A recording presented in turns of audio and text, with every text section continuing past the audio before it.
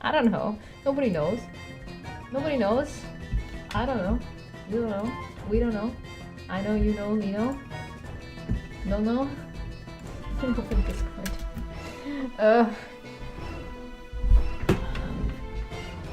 Hello. Good morning. It's really bright, but it's like gray out. It's like gray and windy and like it looks like it's gonna rain, but it's like bright as shit.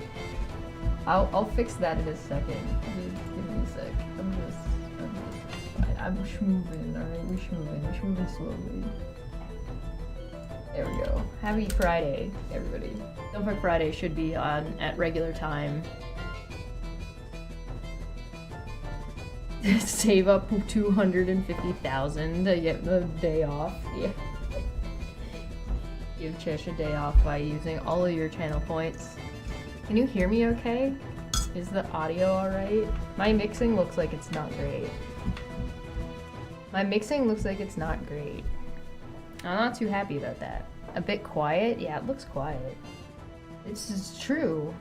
Why does it look quiet on my end?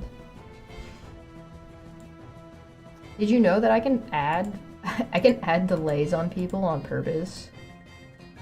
So, like, theoretically, in a debate, I could put somebody on, like, I could put somebody on a delay and not tell them. It's like a way for you to, like, cut streams and stuff if people are gonna be sketchy and weird or whatever. Let me move the microphone a little bit closer. How's that? Can you hear me now a little bit better? Hello? Did anything get turned off when you... No, it looks like it's okay. It looks like it's alright. Quality's a little better. Okay, that's good. I can turn my gain up a bit. Whoa! Sorry. The gain just jumped like crazy and I reacted and I might have blown your ears out. I apologize. Hello, hello, hello, hello, hello, hello, hello, hello, hello. Oh, hoi, hoi, hoi, hoi, hoi. I'm just getting everything set up here. Yeah, I kind of like this camera angle. This camera angle is pretty solid for me. Good morning, good morning. It's barely still morning. It's still morning by 5 minutes. I slept in because I didn't fall asleep until like 4 a.m.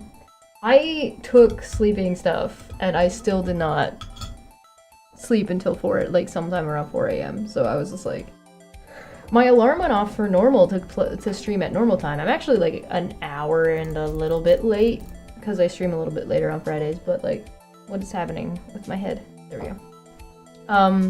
More hot goblin action. I don't know. This is what you get. This is all I have to offer. I'm washing out in... I am made of the sun right now. I can't imagine what this is gonna look like on a sunny day. That's gonna be crazy. Forenoon. Oh, forenoon is good. I like forenoon. Woke up at 12 a.m. Oh. You're still sick. Stop. Stop. Praise the sun. Stop being sick.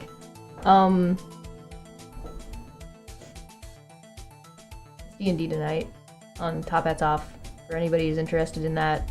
This story's getting a little bit wacky.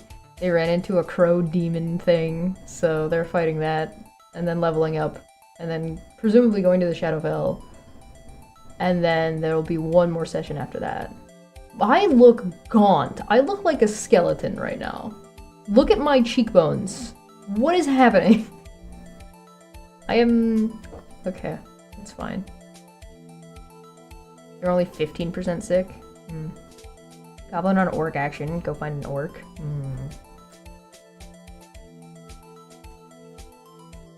Who would I think of as an orc? I don't know. Mog maxing. Don't. Cease. Desist. Vampires don't live in Canada? Actually, there are parts of Canada that are nighttime for incredibly long periods of time with very little sunlight. So Canada would actually be a place where you would probably find. Get back to Star Trek Endurance. That is not next week, it is the week after. So I got this session, I got one more session to run, and then we'll be back to Star Trek. I even already recorded the next Captain's Log. And sent it to Dapper yesterday. No, not yesterday. Like, Sunday. Nope. Not yesterday, not Sunday. Tuesday? Tuesday. Tuesday. I like ocean vampires. The ocean vampires are probably one of the better fucking usages and thought processes of vampires. Where they live in coastal regions, but they live under the water. And like, they don't have to live super duper deep for sunlight not to really get that far. Like, sunlight stops pretty fast. So there'd be like really, really weak sunlight, maybe. But like, weak enough that the vampires wouldn't care. Ocean vampires. Valid.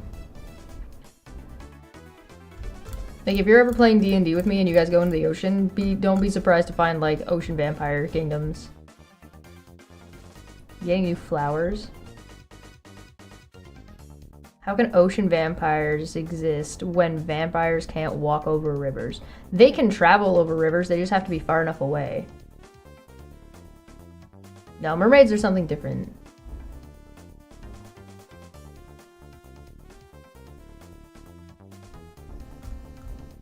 Oh yeah, I guess there are in fact Canadians in Canada, and that could be problematic for the vampires.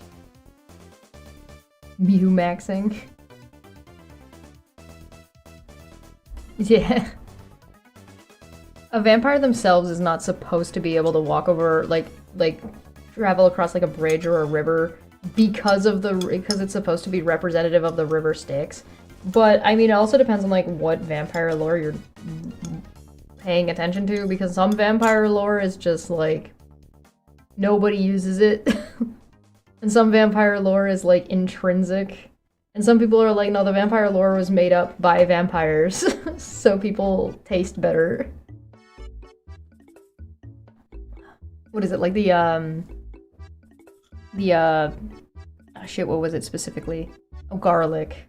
Like the garlic for vampires is actually just something that the vampires made up so people's blood doesn't coagulate too quickly.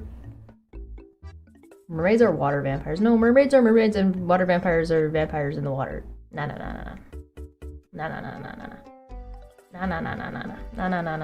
Don't catch me with that shit. Don't catch me with that shit. No way. I'll die on this hill for no reason.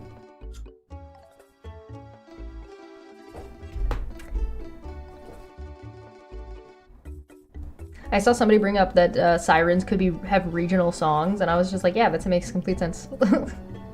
So, like, you could have somebody suggested having a bard as a villain that uses sirens. And so you have to find the big bad evil guy, your BBEG, who's a bard, by the songs that are playing in each region. Land mermaids? I think land mermaids are just fish and yokai. Water vampires are cool. Water vampires are like the way to do vampires. Sirens just sentient manatees that have a psychic song that makes them look like attractive humans. Well, sirens were birds. Like, sirens were birds and then became fish. And so, like, have changed culturally. Sometimes, like, mermaids are considered seals and stuff, so, like, I don't know, do whatever you want. V Rising. I've seen it. It does seem fun. If you're gonna run vampires, I definitely recommend trying running vampires. Sirens act as the vampires of it. No, they don't. No. Sirens and vampires do not behave. What are you talking about? None of these creatures behave the same way. Even mermaids and sirens do not behave in the same way. People just get them confused. But that's because people are dumb and wrong. Mermaids are not the same thing as sirens. They don't do the same shit. Peter Pan mermaids scare me. Oh, why? Because they're psychopaths? Because they're terrifying? I low-key actually liked they made the mermaids in Peter Pan scary.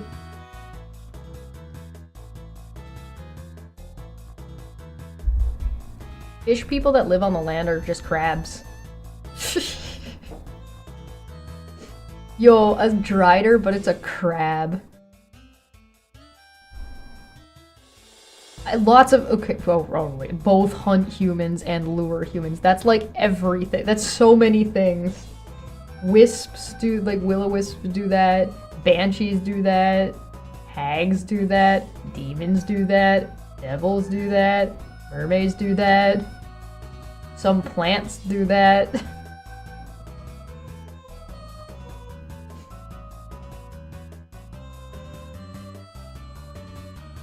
Other humans do that to humans.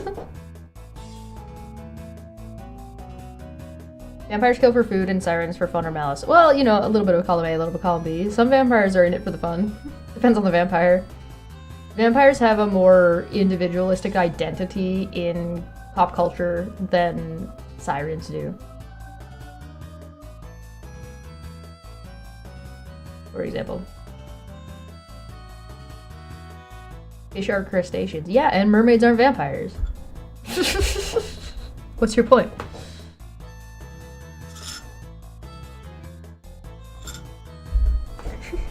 Got him. I got tea. Alright, I got irritated yesterday. Alright? I did. I was irritated. So, no, we talked about it yesterday, and we're gonna talk about it now. I was watching this, and I got annoyed. And it's, you know, that's my fault for baiting myself.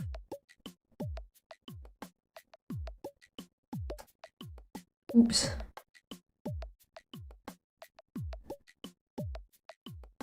Oh, yeah, his hair's floofy. Nothing wrong with floofy hair. I like floofy hair. My hair's pretty floofy. If I wasn't wearing this hat, it would be like... So, we didn't get very far in this video, and I got irritated because I didn't know what the fuck we were talking about. And so I had to go and spend like an hour and a half succeeding at finding citations. Well, Feline succeeded at finding the other half, the other part of finding the citation. Oh, what the hell we were talking about? And it seemed to me that this particular creator and the sources he was looking at were misrepresenting the budget update. So we went through portions of the budget update. Actually, I think we went through all of the key points and like most of the budget update.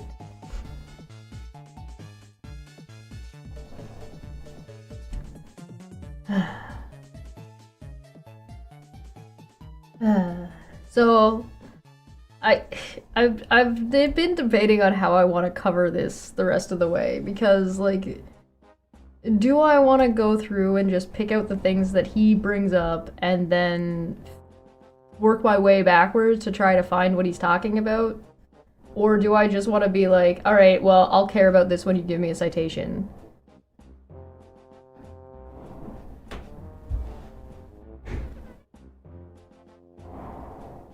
It's really windy. I don't know if you guys can hear that.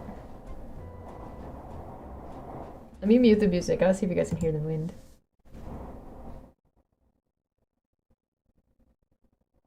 You guys hear that shit? Maybe a little bit. Yeah. Maybe that's what messed up my audio. The extra background noise. Alright, so should we... You guys want to try and like see what we... Yeah, no. You guys want to see what we can get to, see what we can find, see where we go from here, and how did it disappear?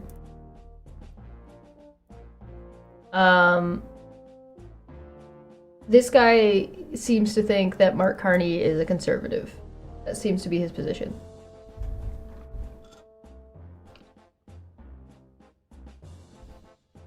I actually don't want to cover this. You know, valid. We could do something completely different, I guess. I guess we would just be like, you know what? Nah. Do you have an update on the Goblin Cheese Mine? Updates on the Patreon?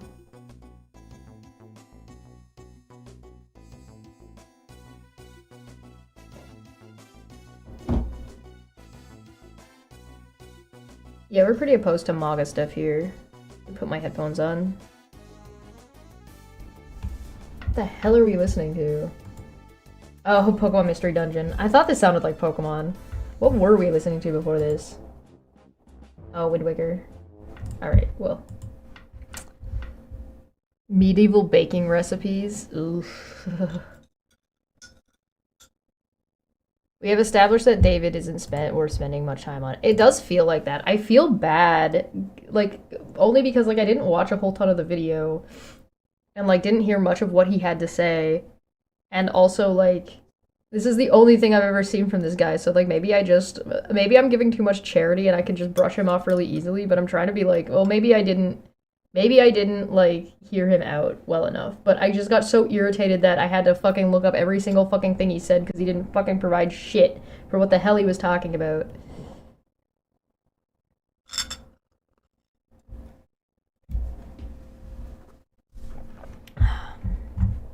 Alright. We were, like, here, I think. So I'm gonna jump to here where he's about to flip over, because I think we covered this Toronto Star 1.2 billion transfer, 600 million, 500. I think we covered that yesterday, and I think it took us all day to cover that yesterday. So liberal leader still has to sign some things that seem cons. That's how you keep a true government working. There needs to be give and take. Well, yes, and also like you're supposed to work together. You're supposed to work together for the betterment of the country. I'm like, yes, there's gonna be some spending cuts here and some increases here, and but so like explain what the problem. Sorry, I gotta do something about this. I'm so washed out. Let me. I can't deal with this.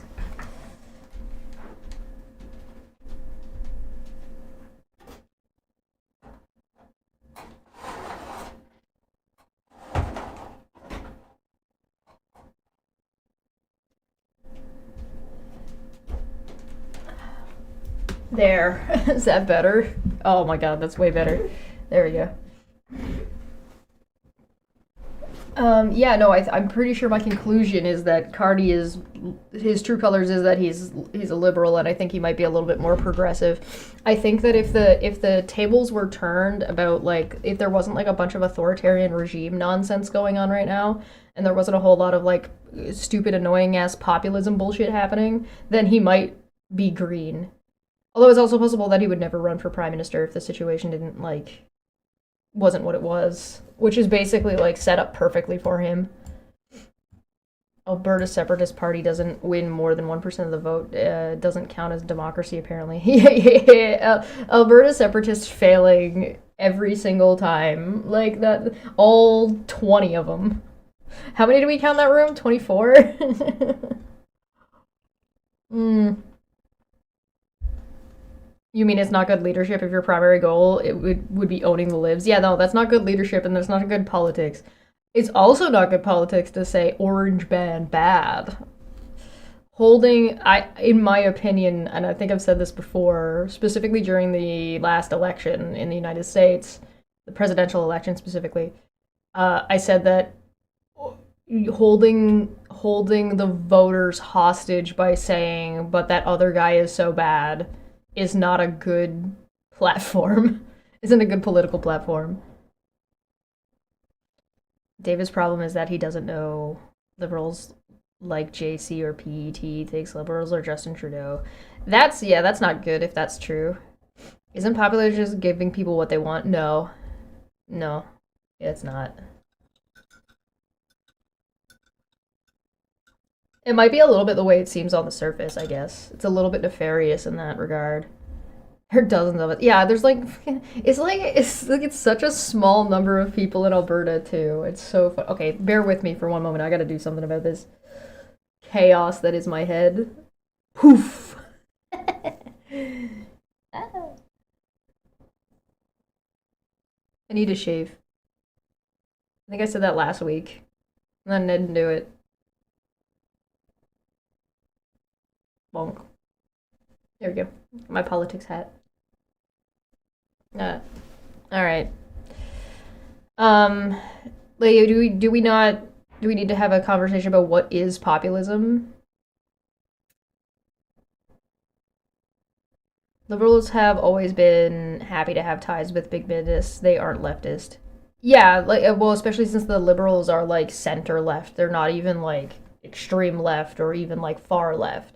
Which admittedly I can understand like I would prefer like if the NDP could get their shit together, that'd be great. But right now, I still think that like Mark Carney and his crew is probably the best people for the job right now.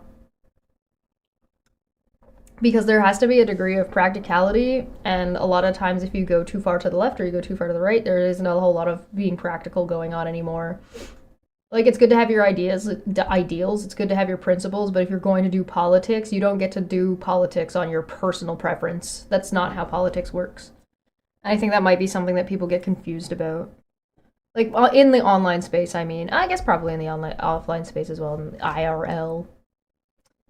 In the real world, people get confused by this, and the reason people get confused by this is because everything is like things are muddy and people are privileged, and like it's a like to sit around. So people who talk about like Ukraine, for example, if you're like in a bar having a conversation about Ukraine and you're not somebody from Ukraine or somebody who has close ties in Ukraine, and you're not somebody who's necessarily directly affected in the same way that people who are living in Ukraine are, you have to understand that even being able to have the conversation you're having is a place of privilege because the people in Ukraine don't get to have this conversation, right? Same with Israel and Palestine. If you want to be on your high horse about who's right, Hamas, is Israel right, is Palestine this, is Palestine that, it's like, bro, the people in Palestine don't get to have this conversation. they get to live or they get to die. So you have to make that's what you're making your decisions off of, as opposed to like moral high grounds. And I think you'll find that when a lot of people are put into that position where they do have to make that decision, that they're gonna save their own fucking lives and their own skin and their own families. And are you gonna fault them for that because you think it would be from an outside view where you maybe have more or different information, or in hindsight, are you gonna sacrifice your family? Are you gonna sacrifice your life because of an ideal that may or may not even be well thought out in the first place? Mm.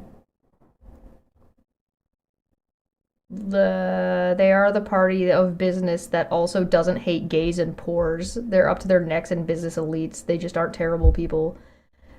The liberals, yeah, there's like a degree of that. It depends on. So how do I don't disagree with you. Um, I don't think people should like politicians. Like, I don't think you should get personally attached to your politicians. They're a politician, it's their job. It's just their job. It's the same way you shouldn't really get very attached to your plumber. You know what I mean? Like, they're your plumber. Like, they might be friendly to you. They might be, like, chill if they're at your house on a regular basis. They might be fucking your wife. But, like, don't get personally attached to stuff like that. Because it's like, they're just there to do a job. Like, don't get attached to your waitress or the stripper. That's their job. They're not... Stop. Stop making it weird.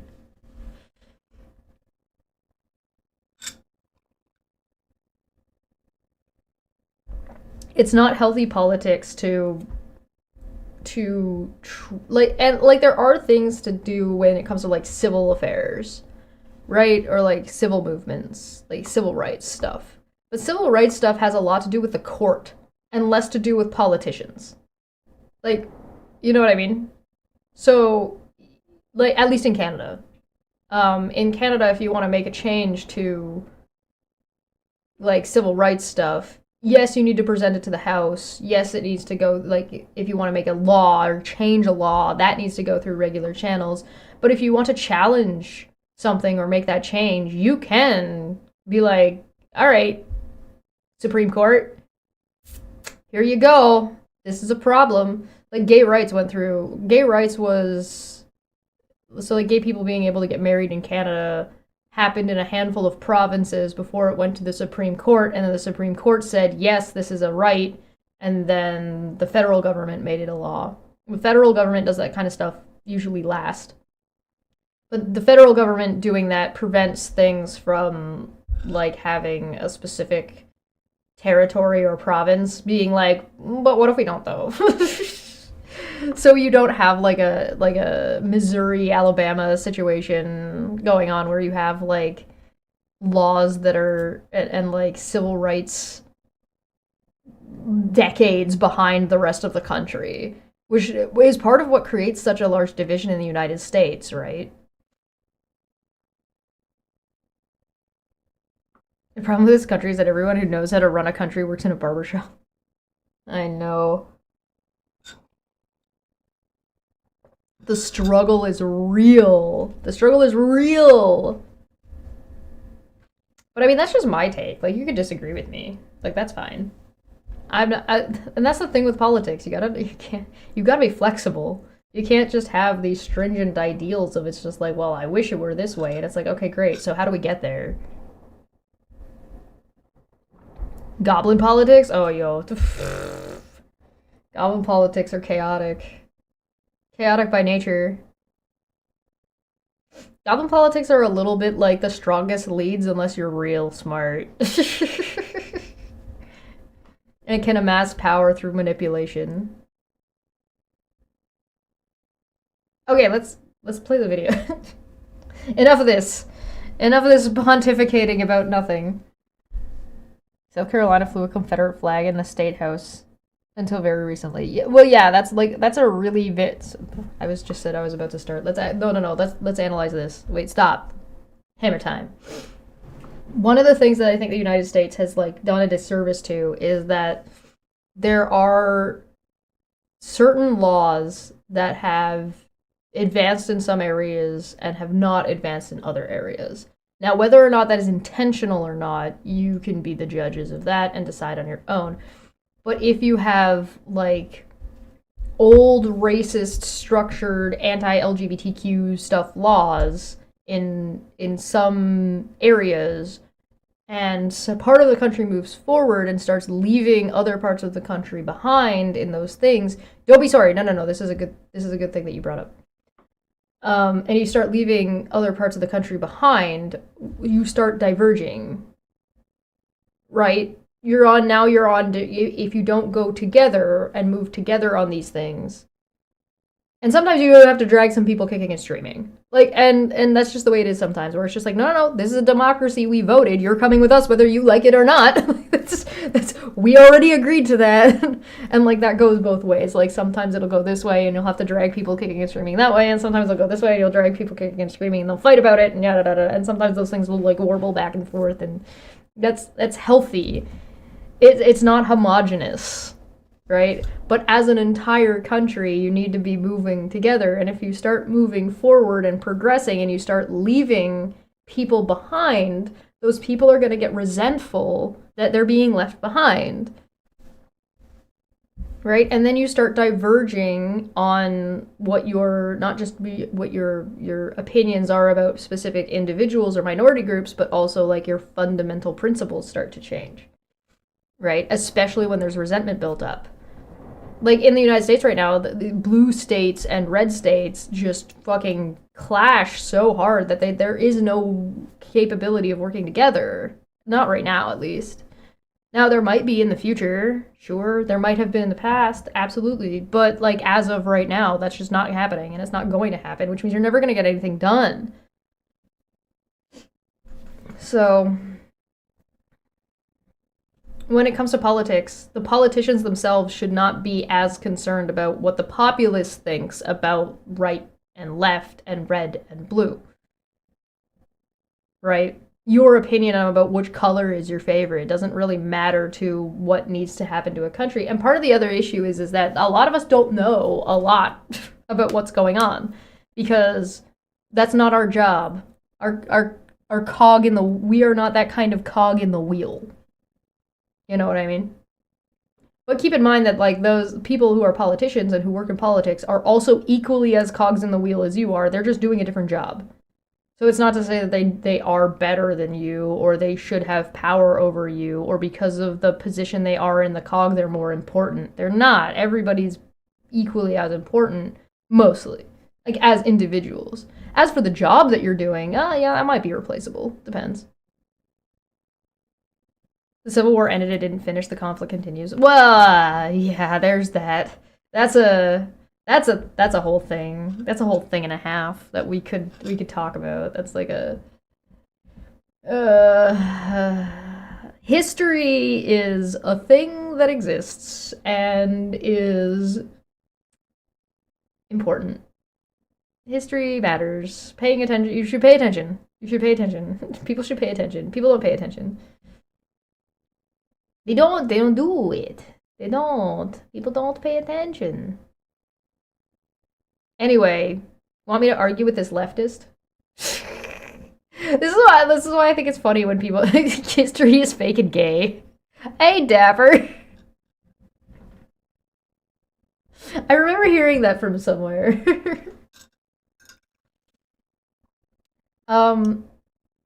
One of the reasons why I like get a laugh out of people saying that, like, oh, I'm just a leftist, so I disagree with whatever conservatives are saying, or I'm a leftist, so I hate other leftists. I don't think about things that way, and so I find it interesting that everybody else does.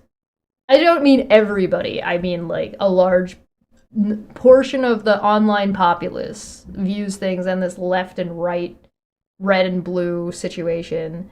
And it's just like, no, I will absolutely pick on somebody doing coverage of Mark Carney if they're misrepresenting shit and doing shit wrong. It doesn't matter what their personal beliefs are. I don't give a shit. I don't care about that. I care about if what they're saying makes any goddamn sense. If my bullshit detector's going off, I don't care what part of the political line you fall on. My bullshit detector's going off. That's independent. It's bipartisan. It's a bipartisan bullshit detector. Politics are far too polarizing. Thank you, Fitz. I will take that stretch. Politics is far too polarizing. Yeah.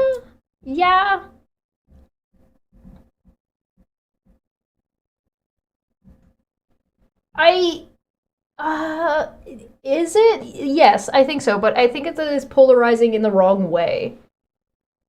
I think that it's, yeah, in the sense that you're either on the left or on the right. There's in a lot of people's minds. Yeah, there's a black and white us them situation going on, and that's like the populism problem, right? And so like you need a politician that you need a couple of politicians that are able to do the middle ground thing and are able to communicate their ideas, whatever their personal position is. They need to be able to take that, put it on the shelf, and say, all right, but how do I communicate with this other person to get done what I want to get done? And that's where I think currently Mark Carney is falling, and I think that's why he's rubbing like more leftist people. He's rubbing them the wrong way, and why some conservatives are willing to cross the floor. Because if you look at polls, like if you look at like standardized polling that is about a topic as opposed to a political party, you will notice that a lot of people. So like, for example, Pierre Poilievre, the stuff that he complains about in his rhetoric is not founded on nothing. Wage gap, high prices, housing crisis, groceries being too expensive, yada, yada, yada, down the line. Da, da, da, da, da, da. These are legitimate complaints. The people doing the Alberta referendum bullshit have legitimate complaints. Yeah, they are genuine issues. And they're genuine issues that, whether you're on the left or the right, whether you're a liberal, NDP, Green, Bloc, Conservative, the average person will agree. What my issue, I don't disagree with Pierre Poilievre on that those things are issues. My disagreement with Pierre Poilievre comes from his solutions don't make any fucking sense logistically. And so there's not and some stuff he says is just bullshit. And that's basically, I treat everybody that way. Right? And and that's why identifying a problem helps you find out what the solution is. So it's hard to vote, for example, I've talked about this with a climate change, well, I guess that's not, a meteorologist. I had her on and we talked about politics a little bit and what it meant for climate change stuff and what it meant for data getting deleted and yada, yada, yada, yada.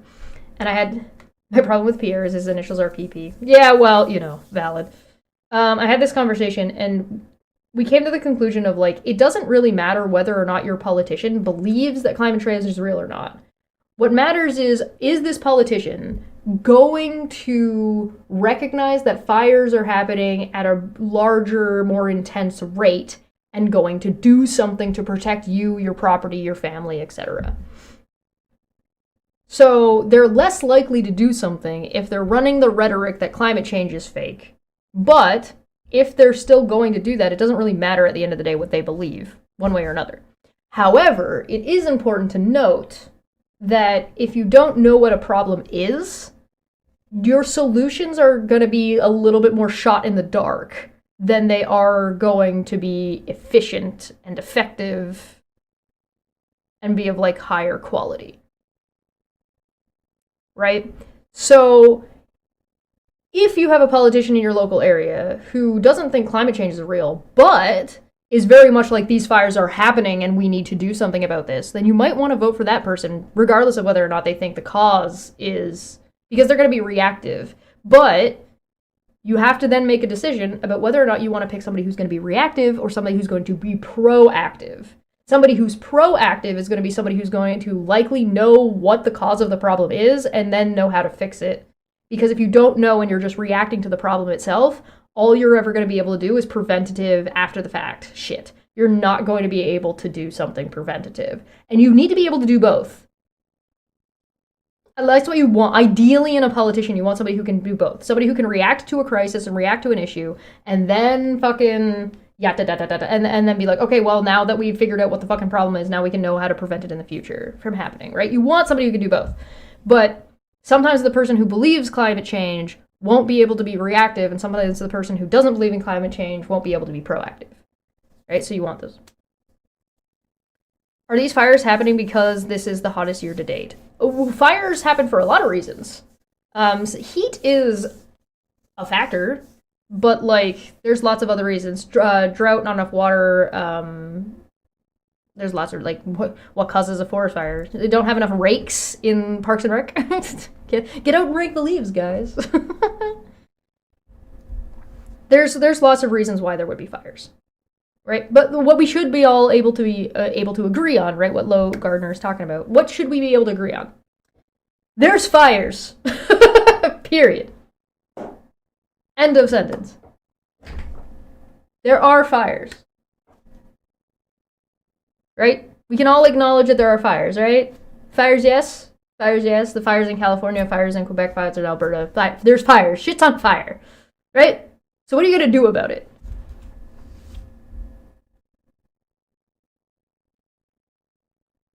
If heat was the problem, if heat caused fires by itself as a factor, the desert would be on fire all the fucking time. And it's not.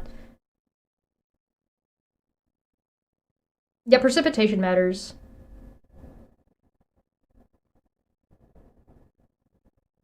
Well, if I don't know why there are more fires, then just doing something isn't a solution. No, it's not a preventative solution. It's a reactive solution. Do you have a reactive solution to there being a fire? Of course you do. You can think of one right now, I guarantee you. Give me what, there's a fire, what do you do about it? You don't know what caused the fire yet. You just know that there's a fire.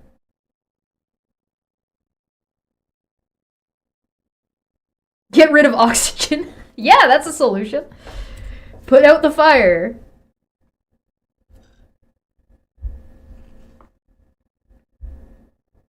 No, feline, that's preventative. That making more fire break areas are not to contain the fire spread. Ah, there you go. You got it. That's more preventative, but you're right.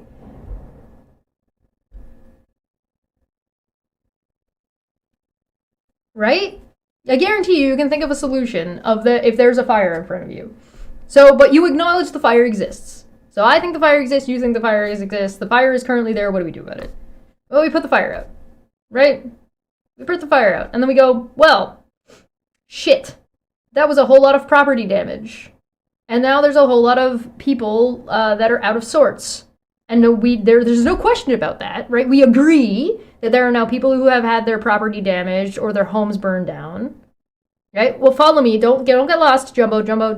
Hey. Hold on. Let me get my keys. Don't get distracted. Don't jump ahead. We're focusing on what we agree on, right? We're gonna go one step at a time. We agree that there's fires. We agree that the fire should be put out. We proceed to put out the fire. All right? We're on step 4 now. We now understand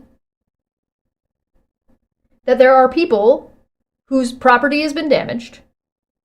Some people have died. There's a lot of cleanup that needs to get done. And there's a lot of money that needs to go into doing something about it, right? Whether that be insurance, whether that be like packages, whether that be help to like feeding people, yada yada yada.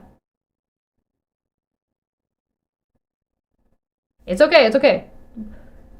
Walk with me on this. Walk with me through this exercise, right? So we still don't know what caused the fire. Right? We still don't know. Enjoy your lurk, Dapper. We still don't know what caused the fire.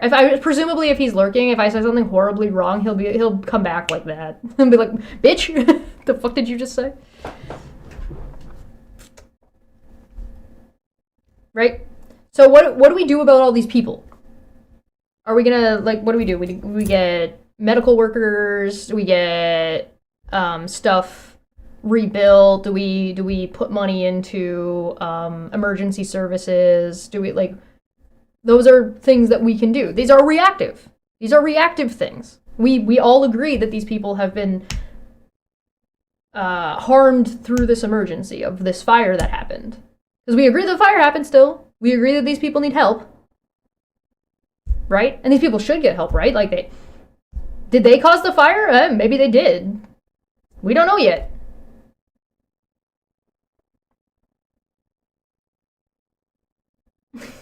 Jumbo, stop trying to guess. Stop trying to guess and participate in the conversation. This is what we mean when we say politics are polarizing. Stop trying to guess and participate in what I'm saying. Listen to what I'm saying instead of guessing about what I'm going to say or what you think I think. Thoughts and prayers! Thoughts and prayers, thoughts and prayers, thoughts and prayers. So you can see why not knowing what caused the fire doesn't mean there's nothing you can do about the fire that existed, and doesn't mean that you can't acknowledge that the fire exists. Doesn't mean you do nothing, right? So you have to, when you're voting for a politician, you have to pick between one or the other. Do you want somebody who's going to be, well, I mean, you don't have to pick between one or the other. You want to pick somebody who can do both. So then you go, all right, well, we've put out the fire and we've dealt with the homeless people, yada, da, da, da, da, da. So what do we do to prevent the fire? Are there things we can do to prevent a fire without knowing what caused said fire?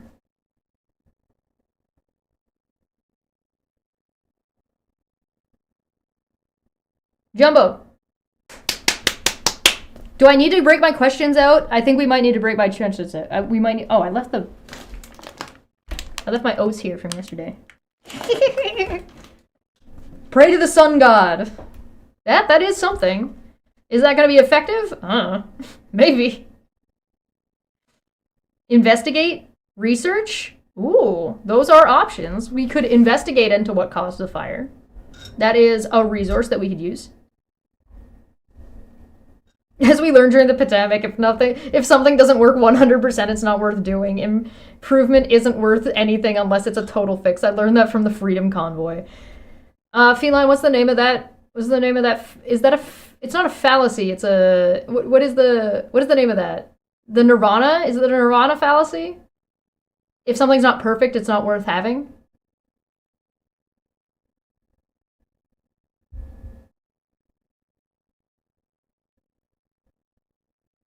It's so sad. It is Nirvana. Yeah. Yeah. Nirvana fallacy. But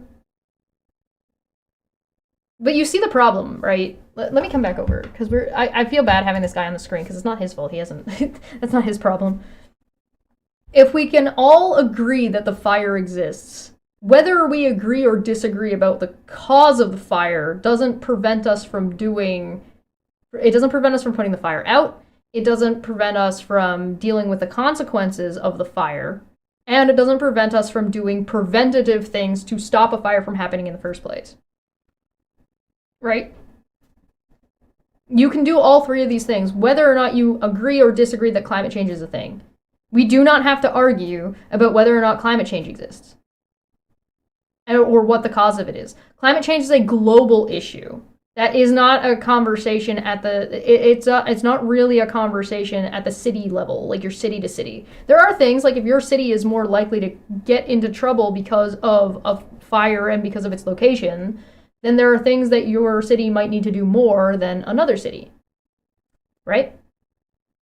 For example. But we don't need to get into these nonsensical arguments that don't matter. At no point have I said that people fucking, well, Jumbo, this is the problem. This is what I'm pointing out. We're not talking about climate change. At all. I didn't say climate change caused the fire. I didn't say climate change didn't cause fire. I didn't say that climate change is one thing or another. I didn't say whether or not I thought climate change was real. I'm saying that it doesn't matter.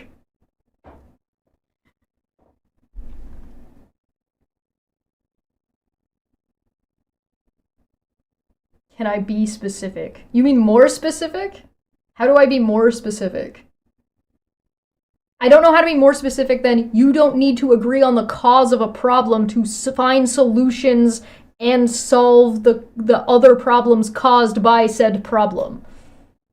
You can be reactive and proactive. You can do both things without agreeing on the initial cause of said thing. I don't know how to be more fucking specific.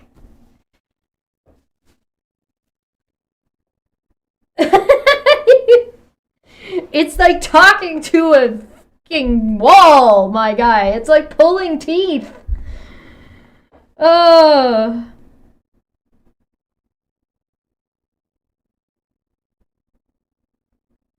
What? What are you even arguing about? So you agree with me? Can you complain to YouTube about their chat censors? Yeah. YouTube chat censor is annoying.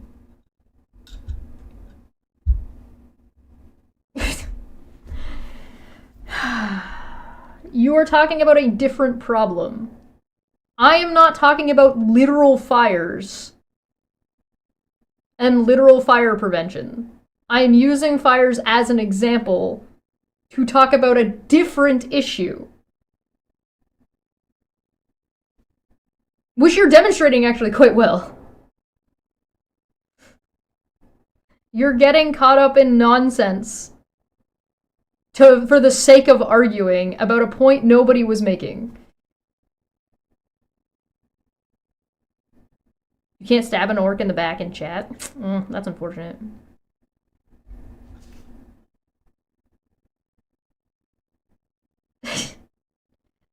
Jumbo, can I ask you a question? Can you tell me what can you tell me what one but you agreed with my point. You agreed with me. What?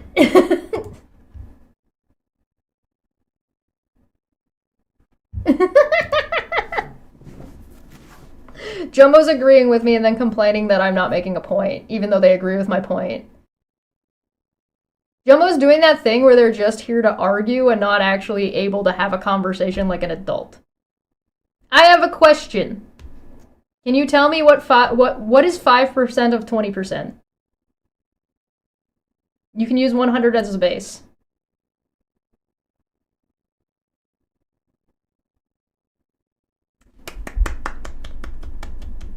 Alright, so can you tell me how if you pay taxes, right? Transfer that into dollars. Right? If you pay $1,000, if you get paid $1,000 and you get taxed 20% on 1,000, and then you get a tax cut of 5% of 20, how much money are you getting?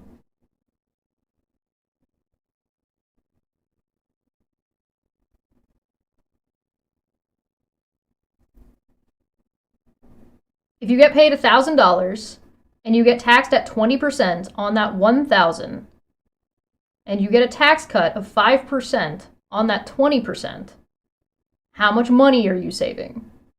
How much of a tax cut did you get? How much money is the total?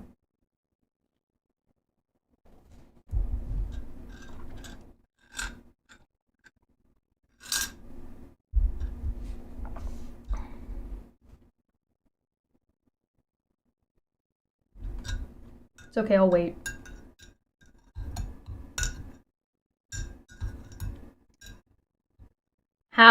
Okay, now how many $50 do you need for a down payment on a house? If you just save that total amount every time, assuming you have nothing else to put it to, how long will that take? You need a minimum of 20 grand. Really, it should be 30, but let's call it 20.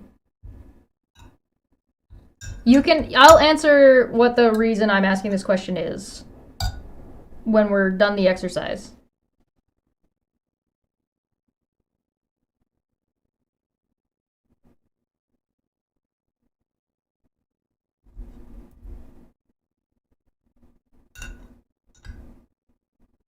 I don't think they ever got past C-spot, run spot, run.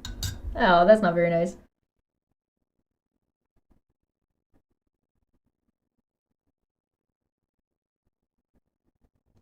Do I need to put the timer up? I have a timer. I can put the timer up.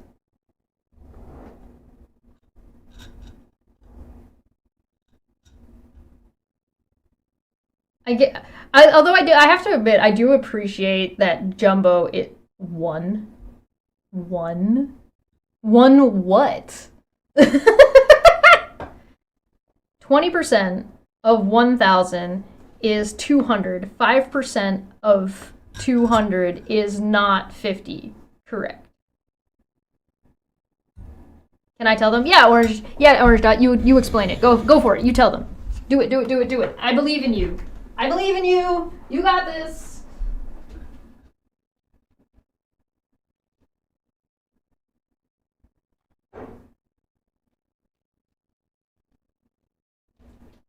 I appreciate stuff like this because it's very rare that when I'm making a point, somebody comes and swings in and makes the gives me an exact example of exactly the problem I'm talking about. You see how Jumbo is getting fucking nowhere? No, you don't only pay 15% tax. No. It's 5% of 20%. 5% of 20%. Not 5% off 20%. 5% of 20%. I believe in you.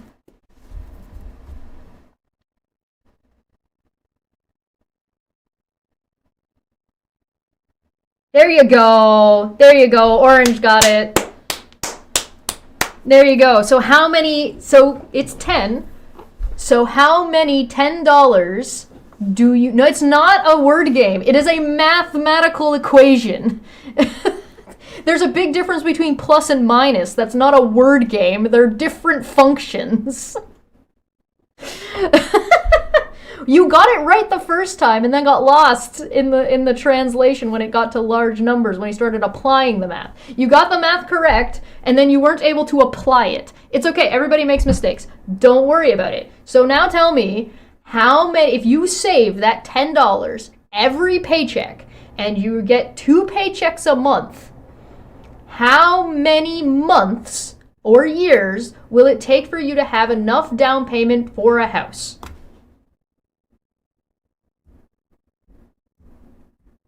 I don't know, you tell me.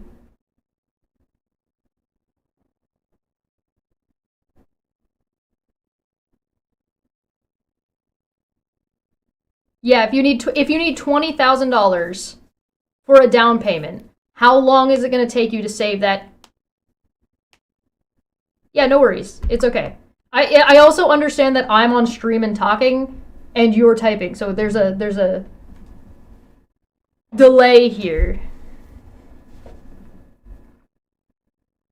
To be fair, PP did use a word game to make it seem like his policy is better than it was. Yes, this is true. That's the reason why this question even exists.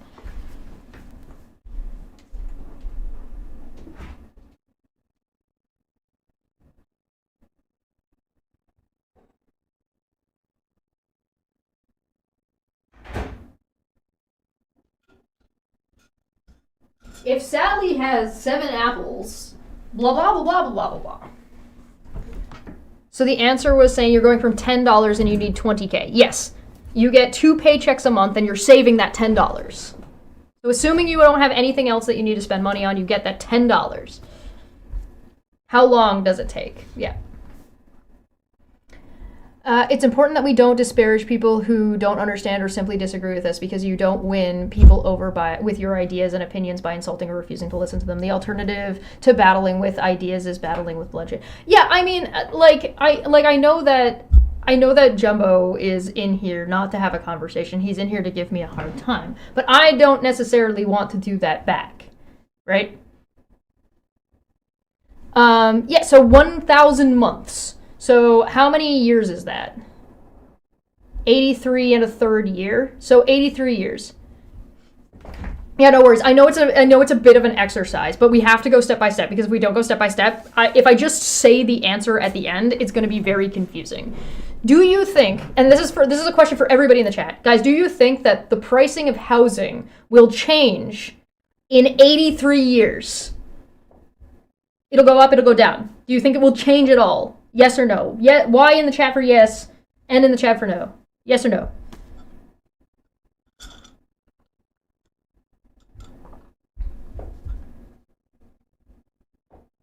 Hey, EMP, welcome.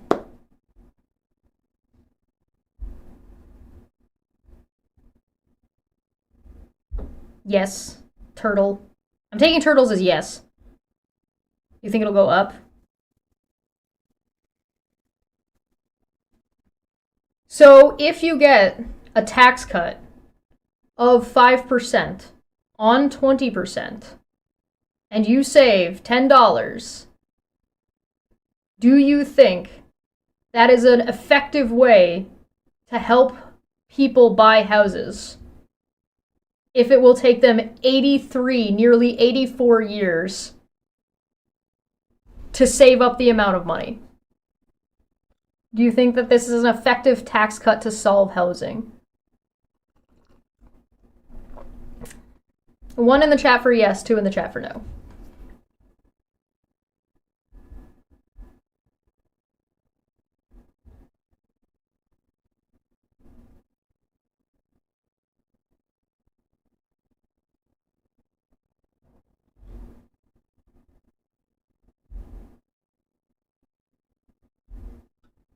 Yeah, if you were to like double the amount.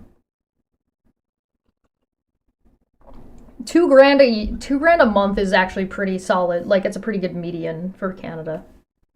Because like that's $2,000 after all of your other expenses, right? 2, it's not effective. I did, Sable. I used those numbers. I just didn't break down that math. You could get a more exact equation if you wanted to, but it doesn't matter for the sake of argument. 2, 2, 2, 2. Oh, if you get 5% instead of 1%? Yeah, even if you got like 5% off of 20%. Or you mean you got like, yeah, sorry, I know what you mean. 2, 2, 2, 2. We all agree that there's a problem with housing, right? And people can't afford housing. We all agree that that's a problem, right? We don't have to agree with what the cause of the problem is, but we can identify whether or not a policy is going to be effective based on the math. Do you understand the point? Even if we don't change the inflation rate for housing, it's still going to take somebody 80 years if we change nothing and just do that policy and there is no inflation or deflation or they balance out. It would take 80 plus years to save that amount. That's not a solution. That's not going to help your fucking millennials buying houses. That's not going to help your Gen Z. That's not going to help your Gen Alpha. That's not even going to help your Gen Xers that aren't buying houses right now.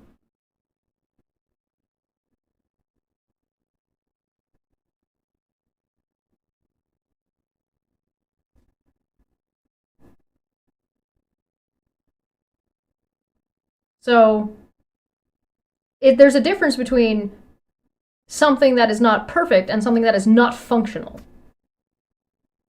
Right? So we can not discuss the cause of the housing crisis whatsoever and say, well, if this is a solution that's being presented, and it was, this is a solution, this is an actual solution that was brought forward by the Conservative Party in Canada to help with the fucking housing crisis, we can tell that this is not going to be a functional, useful solution for anybody.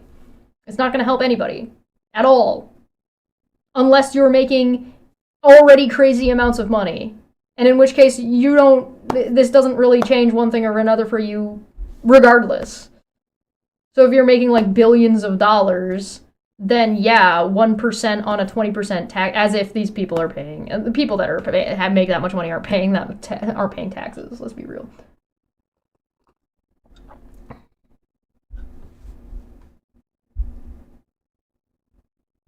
What?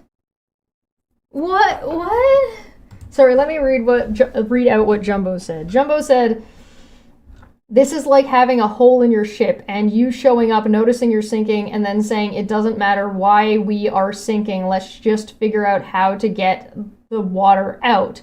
I mean, both are valuable, but one might be more important and easy to fix than the other. You're so close. You're so close. You're so close. You're right there. You're right there.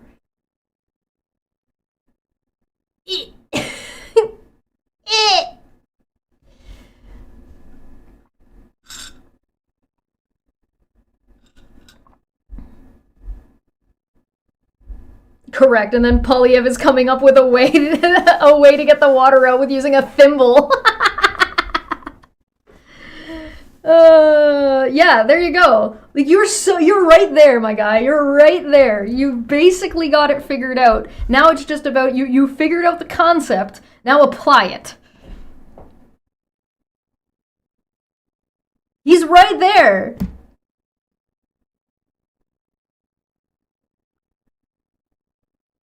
Hey, if we need all these scientists, hospital staff, and engineers, maybe education shouldn't require a loan that takes 60 years to pay back. That'd be socialism. Yeah, right. How do you fix the hole properly without preparing for that to happen ahead of time? Well, the thing is like if you want to use the sinking ship example, which I think is like the sinking ship example is fine. Like that's a fine analogy, but you don't want to get caught up in the nitty gritty, right? So because the hypothetical isn't the point. The point is the overarching concept. The overarching concept is yes, you need to do both. Some ships have holes in them. There's drain holes in ships. Right, so like if you I don't know how much time you guys have ever spent like on a boat on a lake, like a lake-sized boat, not like a yacht, not like a fighter, not a submarine, but like just a boat that you would put on a lake. That's like 15 feet. There's holes in the boat on purpose because it lets water drain out of the boat when either A, you pull it out of the water, or B, just keeps flow moving. So there are intentional holes in boats. Some of those holes are there for reasons. But if you want to patch a hole in a boat, you generally don't do that while the boat is in the fucking water. You get out of the emergency situation of drowning, and then you drag your boat out of the water, and then you dry it, and then you get the materials, and then you patch the boat before you put it back in the water.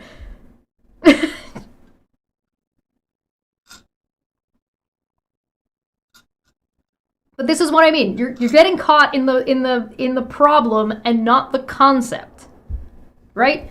What we're talking about is the concept, not the fucking nitty gritty of how to fix a boat, right? There's a plug for that hole that you put in before you go out in the lake, though. Yeah, usually. But what if that doesn't get used, or what if it pops out, or what if it doesn't matter, right? We don't need to know we don't necessarily need to know what caused the hole, right? To be able to patch the hole or to be able to deal with the emergency at hand. We don't have to agree about climate change to deal with the emergency that's happening on hand because nobody's not saying there isn't a hole in the boat. Right? People might be arguing whether or not climate change exists, but nobody's saying there isn't a fire. So if we can agree that there is a fire, and we can agree that there is a hole in the boat, and we can agree that there are things that need to be done about said hole in the boat and about said fire, we can then discuss which solutions are going to be effective about fixing the hole or putting out the fire or preventing the fire and preventing holes in the future. All without having the discussion about what caused the hole or what caused the fire.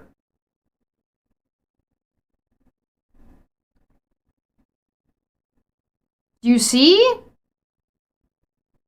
Have we reached nirvana? Have we found enlightenment? Hakuna Matata. What a wonderful phrase. So we can discuss that maybe draining the ocean is not a viable solution to stop the boat from sinking. And we can also look at things and say maybe it's not a viable solution to use a thimble to bail the boat. Maybe those are not viable solutions that are only going to harm us and aren't going to help in the situation whatsoever and aren't going to do anything preventative. Right? Right? All of this without discussing what caused the hole or blaming anybody for who caused the hole.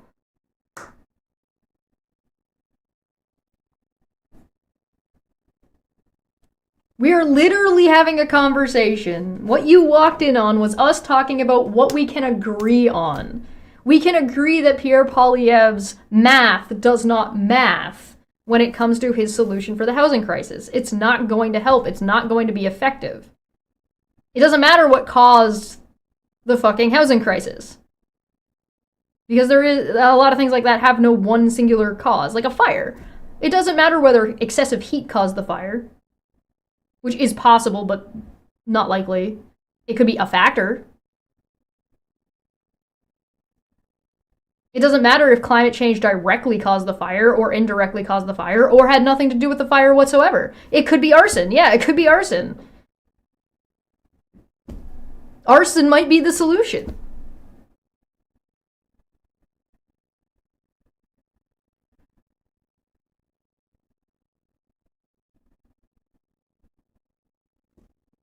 But you already agreed with me. Okay, so Jumbo disagrees. I disagree completely with the logic. Okay, it is a case to case basis, of course. Yeah, all right. Yeah, everything's gonna be situational. Everything's contextual. I agree with that. But my logic on any problem, well, now you're taking out the context. Now you're saying the context doesn't matter. Would be first try to identify the problems. Both the water in the ship and the hole. Yeah, we identified that there was a hole in the ship, and it's causing water to be in the ship. And we identified that there was a problem, there was a fire, and we needed to put the fire out. That would be identifying the problem, yes, we agree. Why the hole, and identify the problem, both of the water in the ship and the hole, and why the hole ever happened in the first place. Why do you need to know? Why do you need to know? If you're sinking, your house is on fire. Are you gonna stay in your house while it's on fire and be like, I wonder how this fire started? Or are you gonna fucking leave your house first, put out the fire, and then investigate why it happened so we can prevent it in the future? What do you mean? Like, no, you're not. That's nonsense. Yeah, we've known about climate change since, like, the 60s and 70s. Yeah. We know that it's a problem. We've known it's a problem for a long time. Knowing, like, the scale of the problem has changed. Or, like, our scale in knowledge has changed, but that naturally, of course. My guy, no. You're literally telling me that if you were in a sinking boat, you wouldn't fucking do anything about the boat sinking and would drown before you would come up with a solution to find, because you're too busy thinking about what the hole is. And you're gonna tell me that that's logical. Like, no. No. Absolutely not. Like, that is contrarian nonsense. And I think you know that that's contrarian nonsense. I like entertaining these kinds of conversations, though. Your priorities are, like, fucking ass backwards. My guy is gonna burn down in his house because he's like, was it a candle that got knocked over? Was it arson? Was my house too hot? Did I have the heating up too high?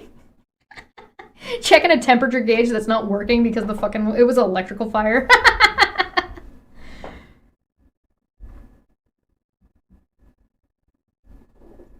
If the hole was caused by our torpedo, you may take evasive action while trying to patch the hole instead of just patching the hole. Yeah, valid. It's almost like there's more than one person that can do more than one job at a time.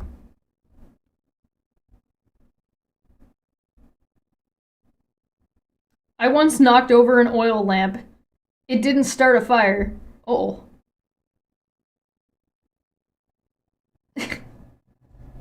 You can multitask, my guy. If we want to, like, expound upon this scenario. Again, you're stuck in the scenario and not the applicable logic. Like, not the applicable fucking, not logic is the right word, but not, like, that's not the word I'm looking for. concept.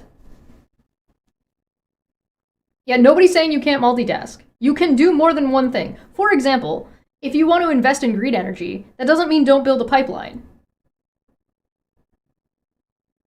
Right? If you want to invest in green energy and you want to have more green energy and you want to shift a country from using oil and coal and gas into using wind and solar and hydropower, like water power, that doesn't mean you just immediately shut down all of the fucking oil refineries.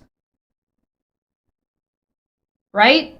Because you still need power between point A and point B. You can't just turn everything off and then just have everything off while you try to build these new things with nothing on. You need to utilize what you have and the resources you have now to build the resources you're going to have there, so then you can slowly stop using this as much. And it doesn't mean never use it again ever for anything. What are these extremes that people are talking about all the time? That's exactly what Lo Gardner and I were talking about earlier, where it's like people are doing this like this false dichotomy nonsense. It's absolutely nonsensical to say that you can't investigate a fire after the fact, or you can't investigate after the fire is out. Yeah, you can still investigate the fire while it's ongoing, but that's kind of dangerous, so you maybe want to prioritize a little bit, right? Same with the boat.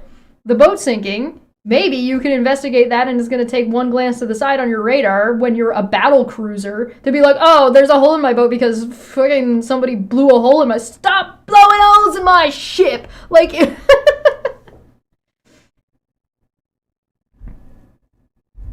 That's an analogy.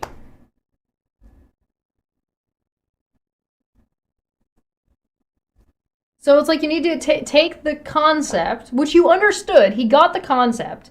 He just doesn't think he agrees with the logic of the concept. But he hasn't exactly demonstrated how it's wrong or why he disagrees. Is it an electric boat? Do I have to choose between electrocution and the shark? All right, guys, what would you choose between electrocution and getting eaten by a shark in a sinking boat? What would you pick? Would you pick shark or would you pick getting zapped? Hello. Windmills cause cancer. Windmills don't do anything and they're made in China. Shark, not because it's less painful, but because it would be more interesting. Valid, fair.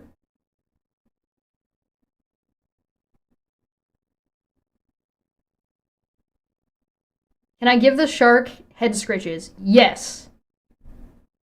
You certainly could.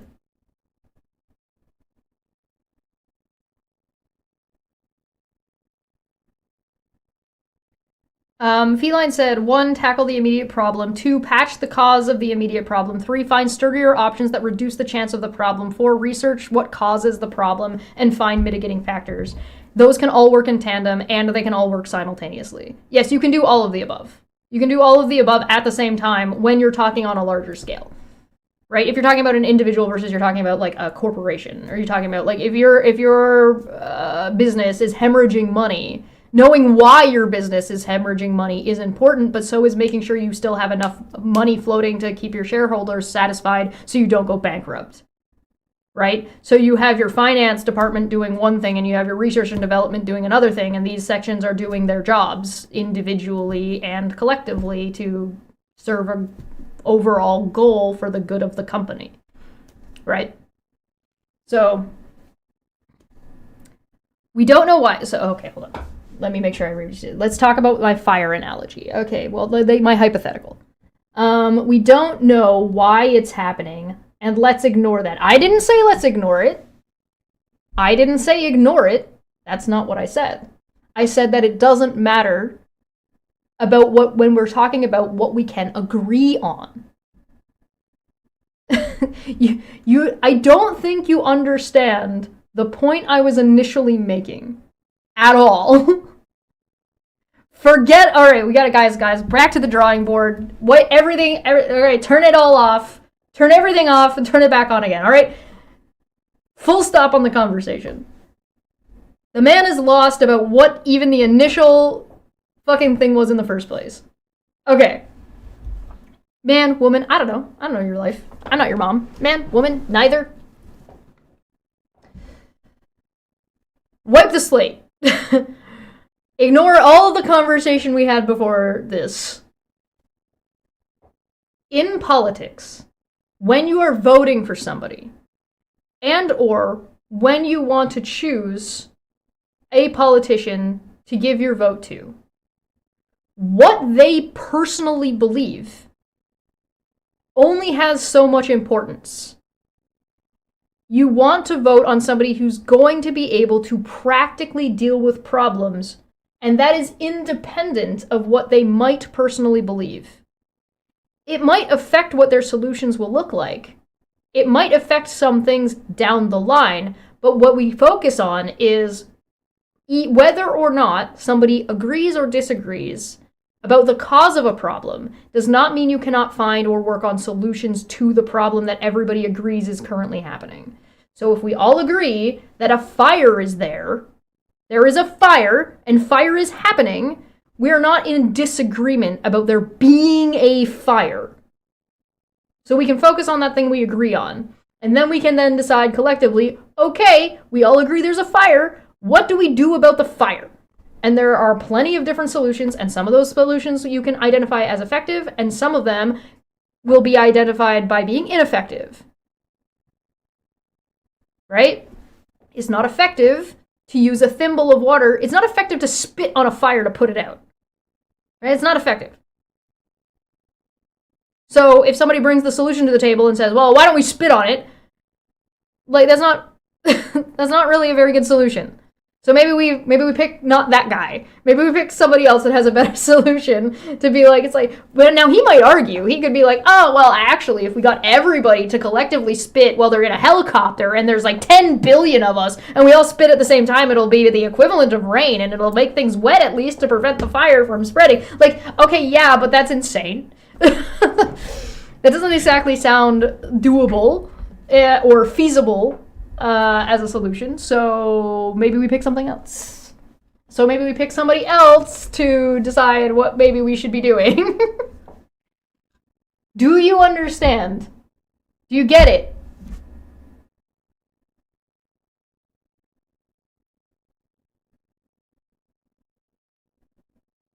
Yeah, no, I salute ye. We're doing our best. We're doing our best. The problem is that we're doing our best with somebody who doesn't want to participate.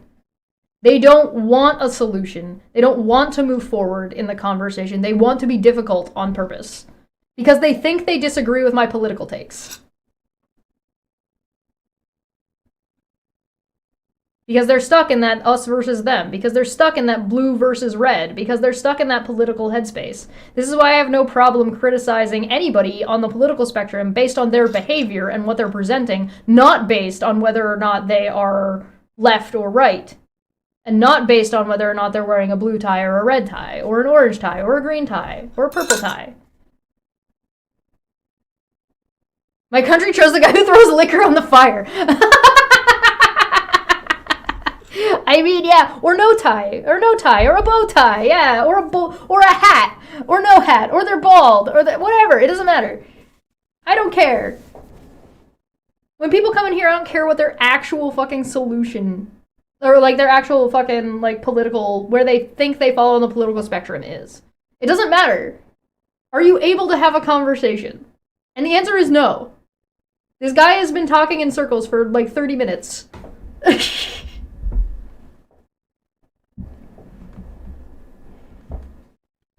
Yes, other countries exist. Well, we don't know where Jumbo is from. Jumbo, what country are you in?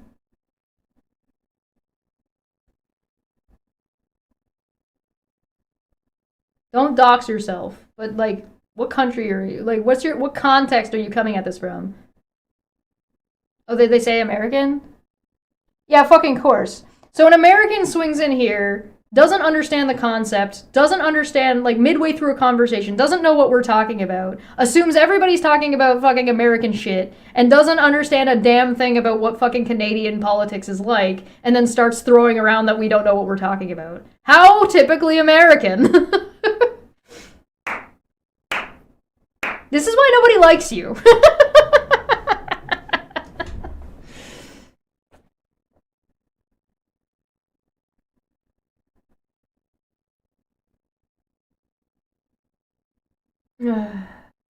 Jumbo is on Twitch. If you look at the screen, you'll see them. And we're talking about Canadian politics. It is just like, oh, let me just blah blah blah blah blah. Because he thinks that derailing the conversation is like fucking effective or matters, or he thinks he's like it's a high, right? Because like, oh look, you're getting attention from the person on the camera.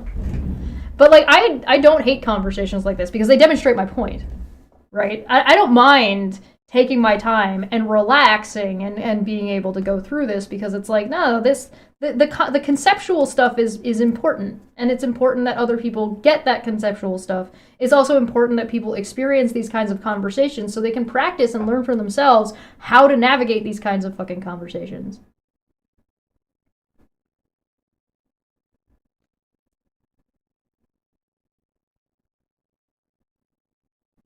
Yeah, if the cause is negating the solution, then it's going to be a whole other thing. But all you're doing is moving the goalposts. All you're doing is waffling and moving the goalpost around, and it has absolutely nothing to say about the concept that's actually being discussed.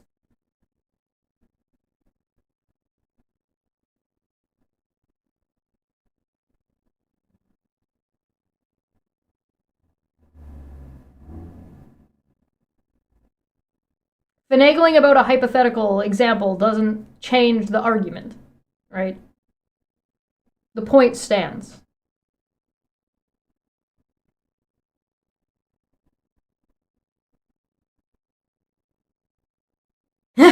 Stream on Twitch, get Twitch comments. You brought on yourself. You say as a YouTube commenter, as if YouTube's any fucking better. I should have these discussions in League of Legends chat. That'd be fucking good.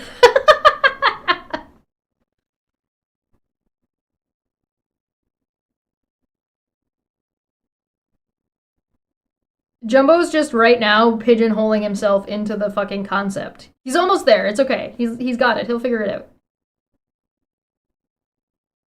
Well, there's also things that we haven't discussed in the hypothetical that there are already some solutions put in place. There's already some preventative stuff put in place. So, like, we already have firefighters, for example. You already have the materials on your boat for patching a hole. Right?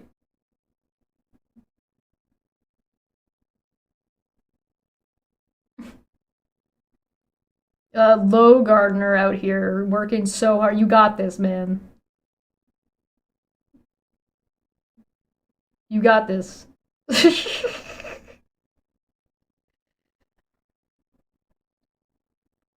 $10 is not going to help you buy a house. That $10 is not going to help you at all to buy a house.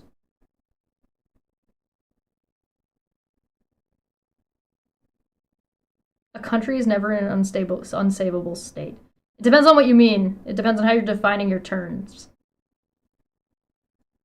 Because that is not true depending on what you're talking about. So when you say a country is never in an unsavable state, what do you mean by country?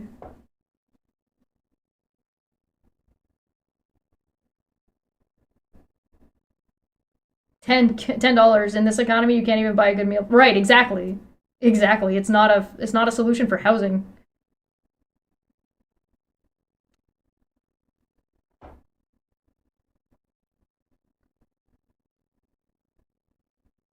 There has absolutely been regime changes and countries that have fallen and been replaced and structures that have changed hands. And so, like, if you want a good example, Russia. If a country is bleeding money or bleeding people, something like that, once you fix the problems, you'll just be in a weakened state. Oh my god. Pick up a history book. Balkans. Yeah, the Balkans is a good example. Yeah, for sure. In some places, you can't even get coffee for $10. Oh, yeah. My guy, you need to open a history textbook. I'm not saying that flippantly. I actually mean you need to open a history textbook because you don't know what you're talking about. There are lots of many a time Many a time. What's Russia even doing right now? If Russia takes over Ukraine, is Ukraine still going to be a country? And will it still be the country of Ukraine, or will it just become part of Russia? So then Ukraine got destroyed as a country. And the country doesn't exist anymore. Oh, yeah, or the reverse. Yeah, Auschwitz. Yeah. Yep. You can go the other way.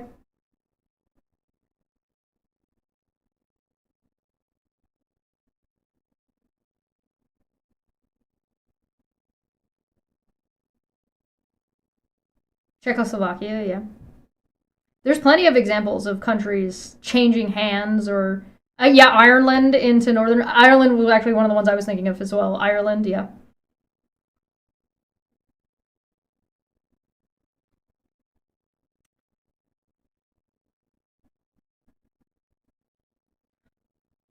Well, a country can expand as well and get larger, right? A country can be gone, a country can come back. Yeah, South Sudan. Yep. Yeah. See?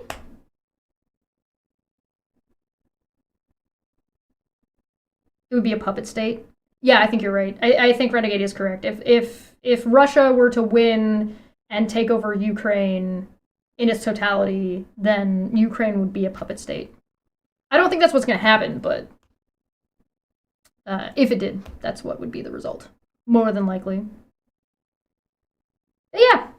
No, it's what's going on is like if you want to apply the concept that I'm talking about, right? Which seems to be what you're trying to do. And props for that. You need to understand the concept. And you're there. You basically understand the concept. It's just the application of the concept that you're not quite grasping. Jumbo says, I was just saying, if we are talking in terms that we are about to sink, then whatever solution is present can't solve that fact since it sounds inevitable. Well, that's just doomer mentality. Right?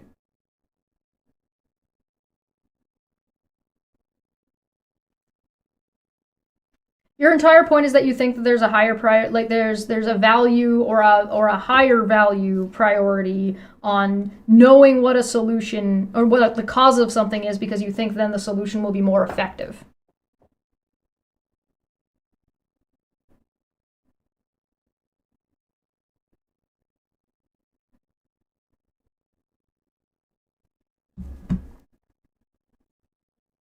Let me know if I got anything wrong.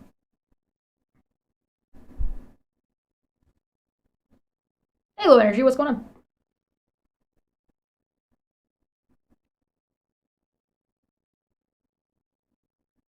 You didn't understand. Okay, yeah.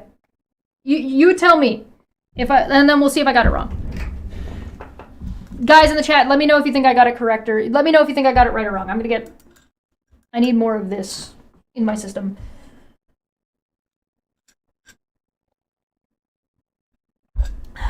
We're playing with crayons. Don't Americanize Canadian politics. Like it, share the scream instead. Hell yeah. This is tea. It's just orange pico. I don't know.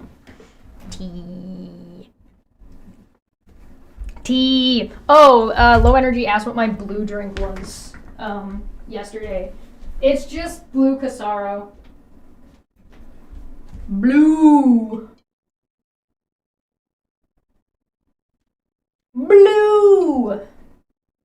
Blue drink. Yeah, it's a solid bottle. I would put a plant in it. I'd like peel this off and put like a plant sticking out the top. That'd be cool. I have a really big Kraken bottle. We can't buy Kraken in Canada anymore. At least there might be coming up with a solution for that. By that I mean the company. Seems more like not wanting to implement a solution because it's inconvenient. Does it? Orange Dot, you're taking off for a bit? Yeah. I love Kraken. We can't get Kraken in Canada right now because it's a United States company. Hey, what's up? Wendy, what's going on? I thought conservatives were the pull yourself up by your bootstraps, personal responsibility people. You seem like you want to blanket cry. Oh. Okay, Jumbo says, make sure I get what Jumbo says correctly, alright? I'm saying identifying all problems is super valuable, and it's potentially more valuable than solving the consequences of those initial problems. You create a cost-benefit analysis to those problems, meaning a problem that causes a lot of damage might have a very simple fix, and then you put it all into a hierarchy based on we gotta focus on this first because cheap solutions and big damage.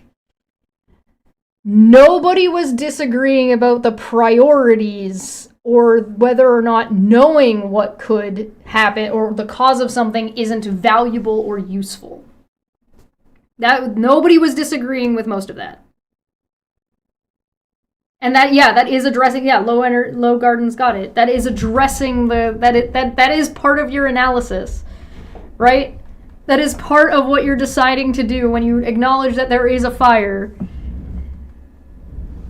You're having a different conversation than what I'm talking about. If I'm not mistaken, I did say earlier about prioritizing things. About making a decision about what you're going to prioritize. But to prioritize a problem, you need to know there's a problem.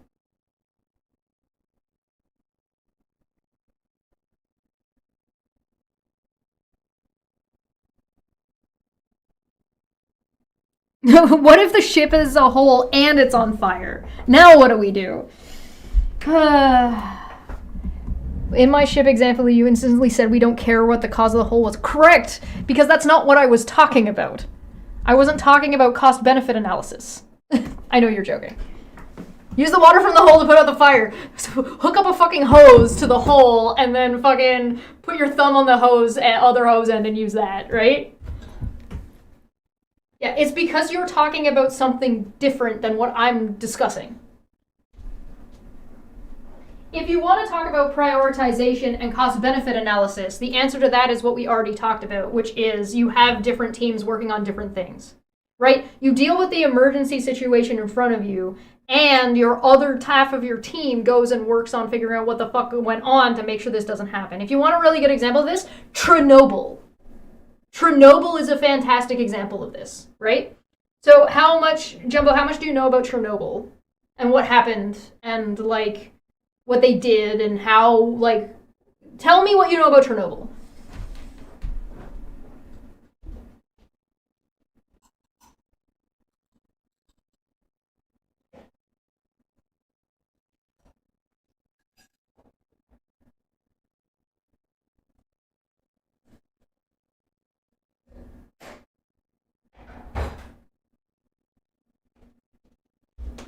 Man, Jumbo caught me in a really good mood today. I'm glad I slept in. If I was having this fucking conversation yesterday when I was already irritated, I'd be like, get the fuck out of here. I don't have the energy for this.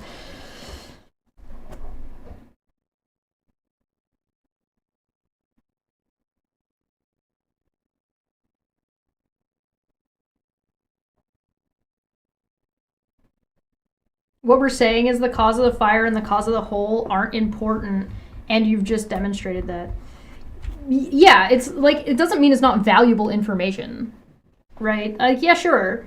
Knowing that there is climate change and it affects things and we should do something about it and it is a problem is a discussion. And then there's the discussion about the fire that we're currently have in our backyard.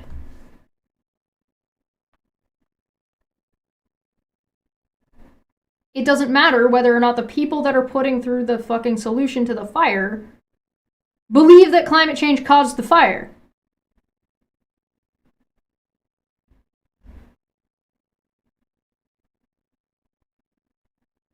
Knowing the cause is not going to stop the ship from sinking. In their analogy. What if the fire was not caused by climate change? What if it's not? Okay. And? I didn't say it was. There's still a fire. We still have to deal with the fire. So what are we going to do about it? If a bear shits in the woods, For fuck's sakes. Is there bear shit? And is the bear shit causing a problem? You see what I mean by talking in circles?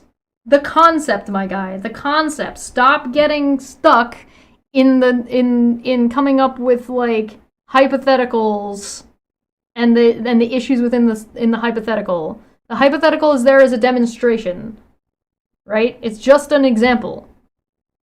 And it's a simplified example. And it's a simplified example on purpose because we're not talking about each individual singular problem. We're talking about the concept. And the concept we're talking about is the fact that we all agree that there's a fire. You're having a whole different conversation.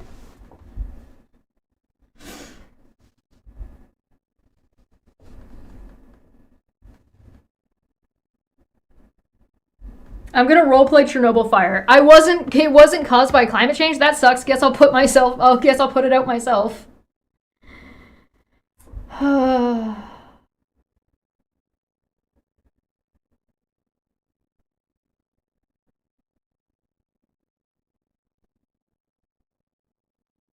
Yes, Jumbo Jack wants to be in the house that is on fire and burn to death. Because he's too busy trying to think about if somebody fucking burned his house down. That's so silly.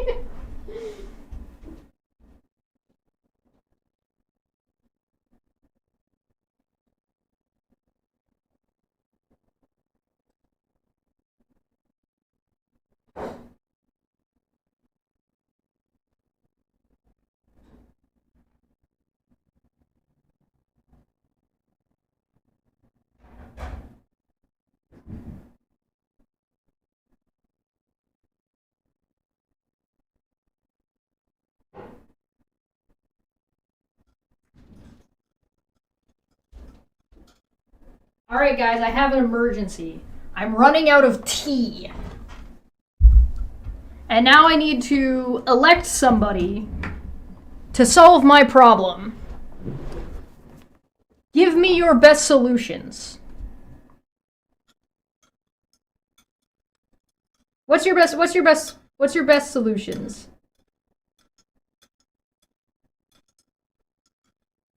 Trying tea meta, trying a whole different tea. Well, you know. Have you tried no tea? Go to the store and get more. Those are both solutions. Get tea bags and cut them in half. Ugh! That is a solution. That is a solution. I'm running out of tea. What do I do about it? Turn a drug trade in China. Yo, valid. Any other solutions? I'm running out of tea. What are solutions?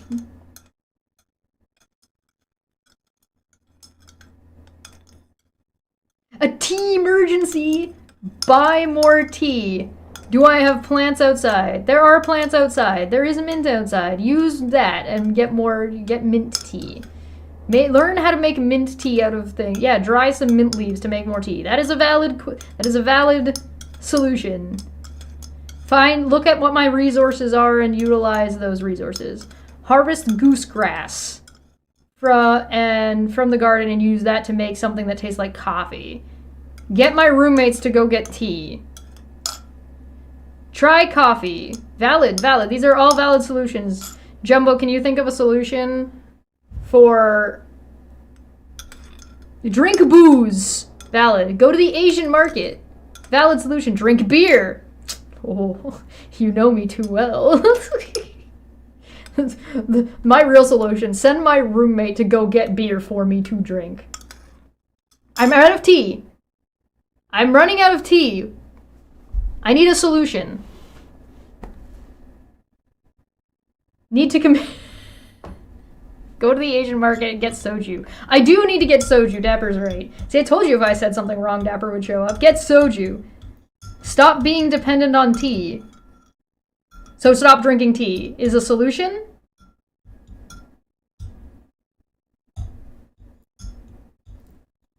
Take a nap.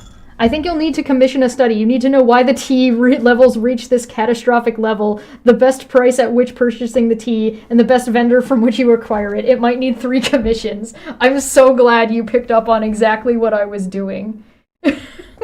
Jumbo! No, I don't have to drink tea. I don't have to drink tea. So not drinking tea is a solution. Did you just come up with a solution for a problem without knowing the cause of the problem? In fact, you didn't even ask what the cause of the problem was?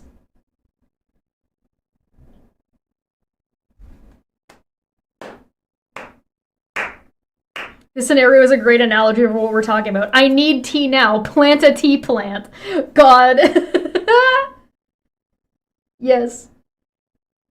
Not having a tea isn't a problem. It is for me!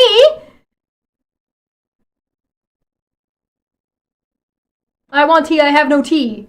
I didn't even say I didn't have any tea. I just said I was running out of tea. I clearly have tea in my cup. But if I have tea in my cup, how could I possibly be running out of tea? I clearly have tea in my hand right now.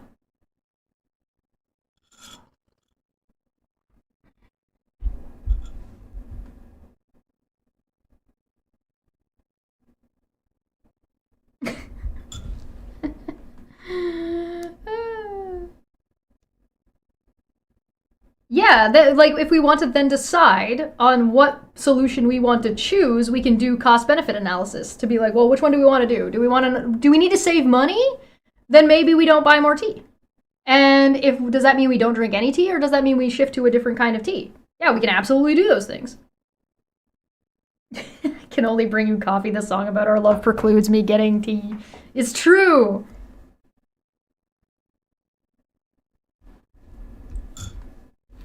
Or maybe I can't stop drinking tea, and so your proposal is what? Yeah, correct. That is possible. That is part of the cost-benefit analysis. But you know what you didn't need to know? Why I don't have any tea. Why am I running out of tea? You can solve the immediate solution. Now, if you want to be like, okay, now how do we prevent Chesh from ever running out of tea? And you can say, okay, well, why is she running out of tea in the first place? Oh, well, is it because she's drinking it? Is it because it's gone bad? Is it because other people are drinking her tea? Is it like, what is the cause of like being low on tea? And if the cause is that I'm not like the tea is going bad, then maybe the solution is I buy less amount of tea at a time. Get rid of Chesh. Yeah, there you go. Get rid of me. Then there's always going to be tea. Because then nobody else is drinking the tea is there, problem solved. Right? Maybe I'll never get to the point of running out if somebody orders me tea every month at this amount, right? And so tea is delivered to my door once a month at I don't know, 50 packs. Let's say it's 100. Somebody delivers 100 bags of tea to my door every month, then I'm never gonna be running out of tea. Get a good store tea subscription. Right. So what you're saying is we should get rid of the Earth. Problem solved. Climate change solved. Well, yeah, we could get rid of the Earth. We could go into space and nuke Earth from orbit. Right? Yeah, not every solution is viable. Of course not every solution is viable.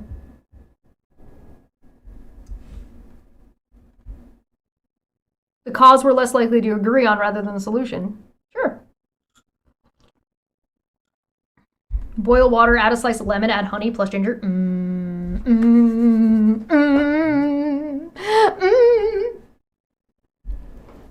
Delicious. You have training. Good luck, Tom. Have a good day.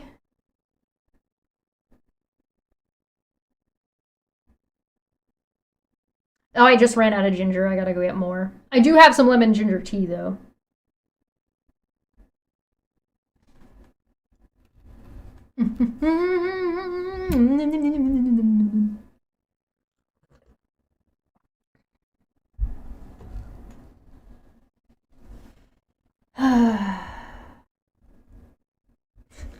Build a time machine. Go get a tea plant and plant it in the 1600s. Canada for thriving tea trade.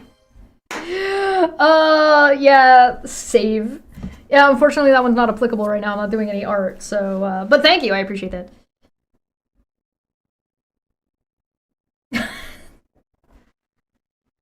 Save myself. Yeah, I gotta go get some booze. I gotta go to the bar after this. End the stream while I still can. Get out while we still can. Actually, I think this one has been relatively successful. Whether or not Jumbo ends up agreeing or disagreeing or figuring it out or getting it sorted in his own head right this second or not, doesn't matter. It doesn't matter. It's okay. It's okay. He doesn't need to agree with us. He doesn't agree to me. He doesn't agree to... Don't go to the bar, go to the Asian market. Okay, yeah, you're right. There's no problem with Jumbo disagreeing. His logic for why he's disagreeing is nonsense, because it sounds like he's just trying to nitpick his way to still disagree when he actually agrees. If you've noticed some of the examples he's been giving. And that's fine. Sorry, I keep saying he. I don't know your gender. They. So...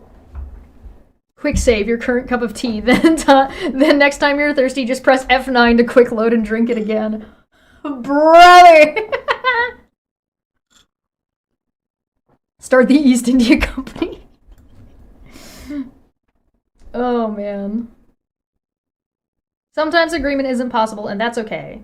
What matters is you try. Well, the thing is like, any conversation like this is a matter of, like, this conversation might not change Jumbo's mind. It might not change my mind, but at least we've practiced, and at least we've put into practice, like you know, I don't put standards onto people that I don't want to follow myself, and also things like it's okay to be patient and have conversations sometimes, and those things are valuable, and sometimes those are hey, thank you so much for the follow. Enjoy your assigned brick. We assign bricks on follow. This is your brick. His name is Splat. Their name is Splat.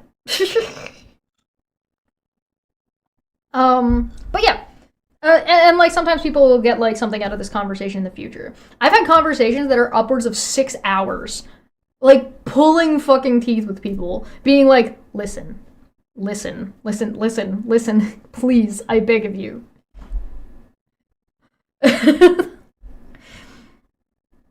I love my brick. It's a great brick. Steal Oxford University, use the time machine to give it to the hobby 1,000 years ago. Let them build Star Trek replicators and install one of those. Once had a night conversation about evolution, an all-night conversation with evolution with Bent. Oh, I bet that was fun. Sometimes those conversations can be really, like, not entertaining in, like, the ha-ha way, but, like, engaging in a way that's, like, not necessarily super frustrating, right? Like, talking to Jumbo, for example, had a couple of, like, those frustrating ticks at the like, early on, but once they actually started sort of engaging with the conversation, it got a little bit better, right? Yeah, fun is not the right word, entertaining is not quite the right word, and engaging and, like, maybe stimulating in some ways. Your plants arrived. Now you get to build them. Congratulations. Enjoy. Yeah, thanks. Thanks for joining us. Thanks for having a good time. Thanks for participating. Thanks for being a good sport, Jumbo. Even though you started off kind of toxic. Thanks for being less toxic. Thanks for joining us, Low Gardner. You can find us here. You can find us on YouTube. We're around. And sometimes sometimes I have the patience for this, and sometimes I do not. And it's like, and that's okay. Because sometimes you're going to have patience for this kind of conversation, and sometimes you're not going to have patience for this kind of conversation. And sometimes somebody's going to rub you the wrong way, and sometimes somebody's not. And, like, you know, it happens. Should that be the stream for today? That's 2 hours. No! But what I should do is I should turn this into a break, and then download it and split it up later for video content.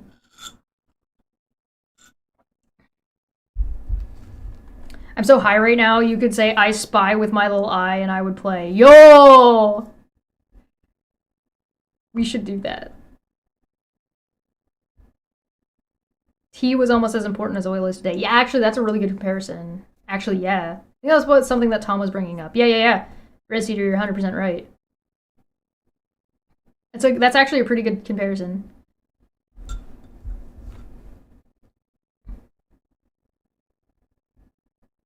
Bear in mind that if you give Native American tribe the whole of Oxford University, that includes the history department and all the world maps. We're assuming they can, like, it's in a language they can understand, right? Oh man.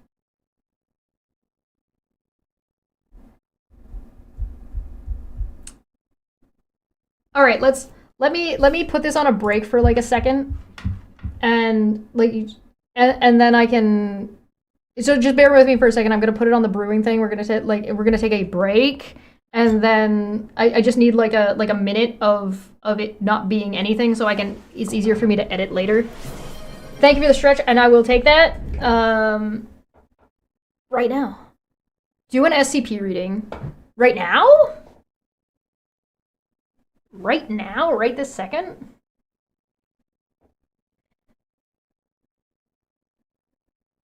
I wonder if I have a good enough voice to do like SCP readings and then upload them as videos. Like, I wonder what I probably have to adjust some of my settings. Yeah, dude, like, we're just gonna do a brief intermission. Yeah, I know the one you want me to read. Should I do? I think we should read that together. I think we should both be there, and maybe we can bring Chris. SCP-055. SCP-3008 is the new one, right? I fucking love SCP. I don't spend enough time reading it, though. Everything about the concept I absolutely adore. Bringing Chris would be hilarious. It would. I think he'd be down. I think he'd be down. Catch him in a good mood. No, not the new one. Which one is SCP? Okay, hold on. I'm gonna pull up which one SCP 3008 is. Which one is this?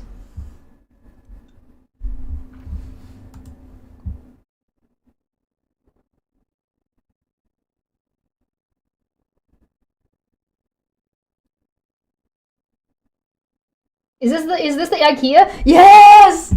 It is the I love the infinite IKEA. I love the infinite IKEA. Dapper. Dino. Dapper. Hey, Dapper. Hey, Dapper. Hey. Do you think I could pull off? Do you think I could pull off? Do you think I have you guys? Do you think I have a good enough voice to be able to pull off doing like SCP readings?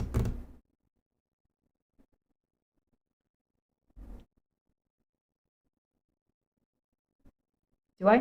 You think I could do it?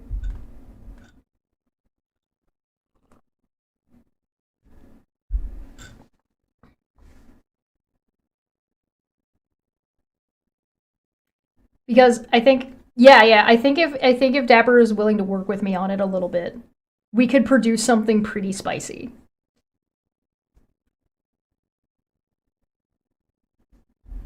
SCP-507. I don't know what it is, but now I'm curious. Should we do it? If I knew what it was. Oh, some of you guys don't know. Dapper, you're down? Dapper, you're down? We should do this. We need to discuss. This needs to be a production discussion, because I think we can make something really cool. The infinite IKEA is dangerous to explore at the night. The infinite IKEA is dangerous, period. It is an infinite IKEA. I have to do the fic first. Yeah, we do. We gotta do that /fic.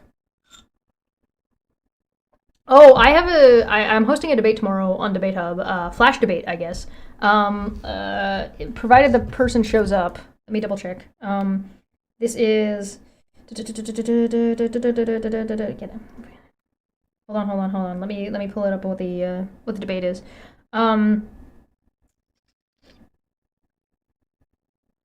Moon landing. Moon landing on Saturday.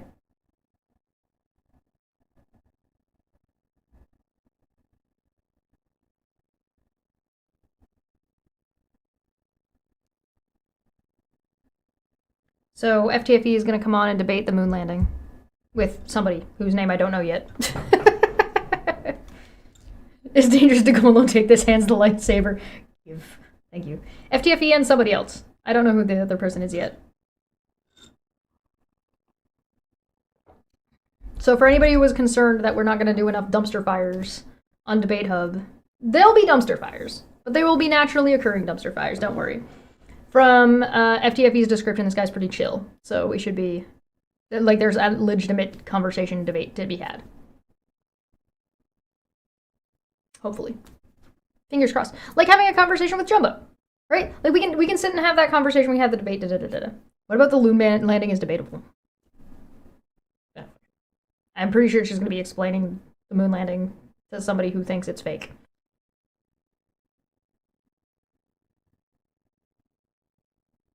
Take the infinite lightsaber. Speaking of lightsabers, remember that one time the book added lightsabers to 40k, and so that's just a thing now? Yeah, it do be like that. They dropped a new UAP/UFO file today, and I have never felt more disappointed in Gasland. Oh no. Oh, that's unfortunate. That is unfortunate. All right. Let's get into what we're supposed to be talking about today because we kept false starting. So, all right, I'm gonna put on the quick intermission thing, and I'll be right back.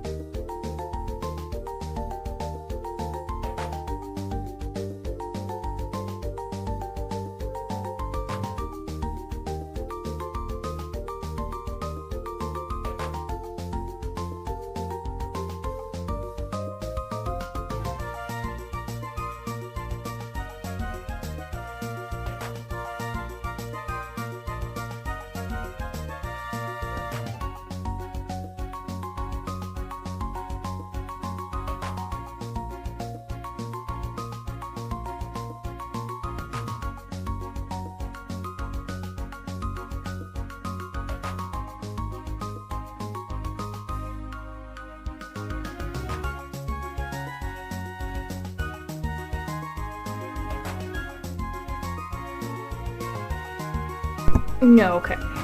We are returning. Oh, shut up. There we go. Sweet. Hi, welcome back. Hi. Hopefully I didn't miss anything. I got my monkey. Shall we actually start what the fucking topic of this video is? Yesterday, when we talked about this stuff, we didn't get very far because we got caught up in the weeds of trying to find citations for what the fuck they were talking about. So I'm really hoping that as we go through this video, the Rational National does like a little bit of a better job of providing like what his logic and reasoning is behind, and like some citations. But we do have the citation courtesy of Dapper Dino. We do have the citation needed available, so we will use that as necessary. Nobody cares about aliens right now. The world is burning, and Trump is like, look, aliens. Don't talk about the Epstein files, guys. There's aliens. I also got some ice cream because I deserve it. All right, I deserve it after that conversation, after being so patient. Okay, you guys ready? You guys ready? I'm gonna hit play. Many more details in this piece, but I want to focus on, as I highlighted here, the mental health care aspect of this. So the NDP late last week put out this: underinvestment in mental health is costing Canada. NDP's Gord John. So he is proposing. Wait, what? I'm gonna get them to say that again. We're 5 minutes into this video, for anybody who cares. Say all that again. This.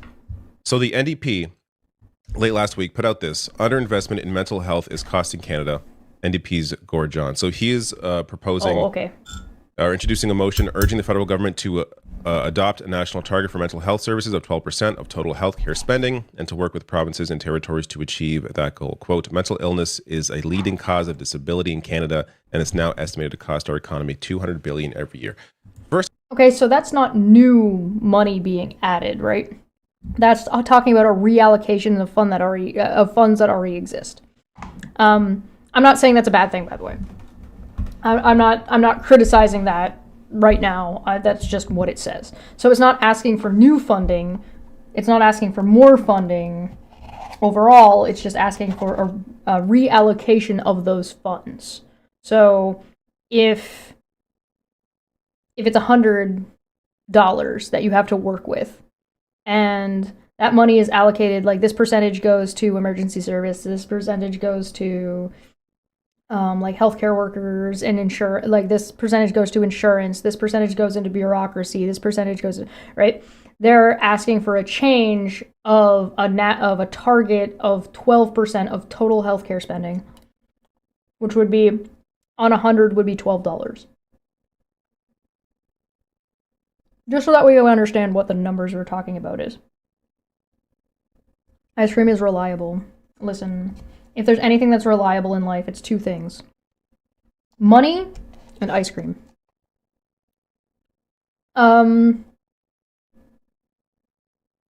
Okay, I don't necessarily think that that's a problem, but I would want to know what you're taking funding from to move into healthcare, or to move into mental health, right? Yeah, and taxes, right? So what do you want to move the money for? And my other concern is that if money gets reallocated from somewhere else, my irritation from last episode from yesterday is starting to eke through this, where I'm like, yeah, but are you going to tell me that if they change those funds, you're going to tell me that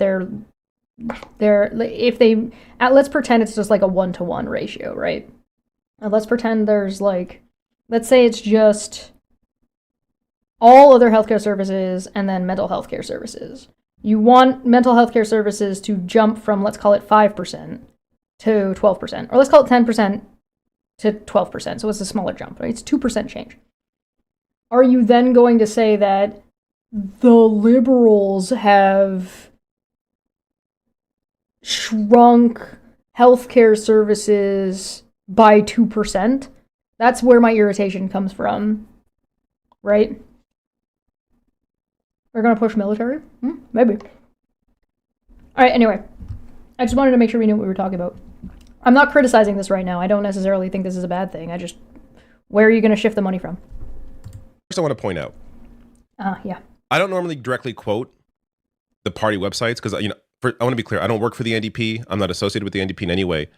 But this wasn't even really covered in the media. If you look, Okay. I mean, complaining about media coverage is valid. Sometimes things get covered, sometimes they don't. But yeah, I think somebody looked this guy up in the chat. Apparently, he ran as Green Party. He ran for a Green Party seat. So if you want to know what his association is in politics, it seems to be the Green Party, which I'm not saying is a problem, by the way. I just for context. Go on. Try to look this up. This did not make news. This is part of the issue with having the NDP be so small right now. They have what, like 5 members, and having the Conservatives be the opposition, is that these sorts of motions don't make news the way that if it was a Conservative or the opposition party does, then they'll make news with their motions. But I agree with this. I think the NDP party needs to be bigger, but I think to be bigger, they need to take stuff from they need to take voters from the Conservative Party. I would prefer if the NDP were the opposition as well. I think the Conservatives are doing a bad job at being the opposition right now. Because the NDP is so small, despite this issue being incredibly important, it doesn't get the headlines that it deserves. Now, incredibly important by what metric? Is a shift of X% spending to 12% spending really important because mental health is important?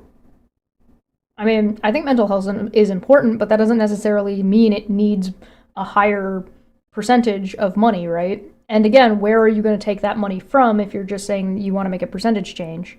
And it doesn't even say in this coverage what the change is from, just what the change is to, right? And this is my problem with this kind of coverage. It's like, I feel like you're only giving me like a little bit of information, and I feel like you need to be giving me more to work with. This gets to, I'm going to get to a clip from Avi Lewis discussing this, but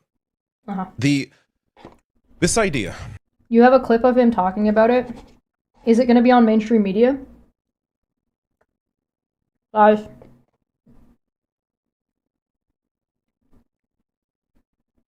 I'm sorry, I know I interrupted him really fast. Guys, I just want you to make a prediction. Do you think the clip he's going to take is going to be from a mainstream media source? After he just said that the mainstream media didn't cover this. 1 in the chat if yes, 2 in the chat if no. I'll ask the question again. Do you think the clip that he's going to play that has the leader of the NDP party talking about this thing is going to be from a mainstream media source? 1 in the chat for yes, 2 in the chat for no. And the reason I'm asking this is because he just said that this got no media coverage.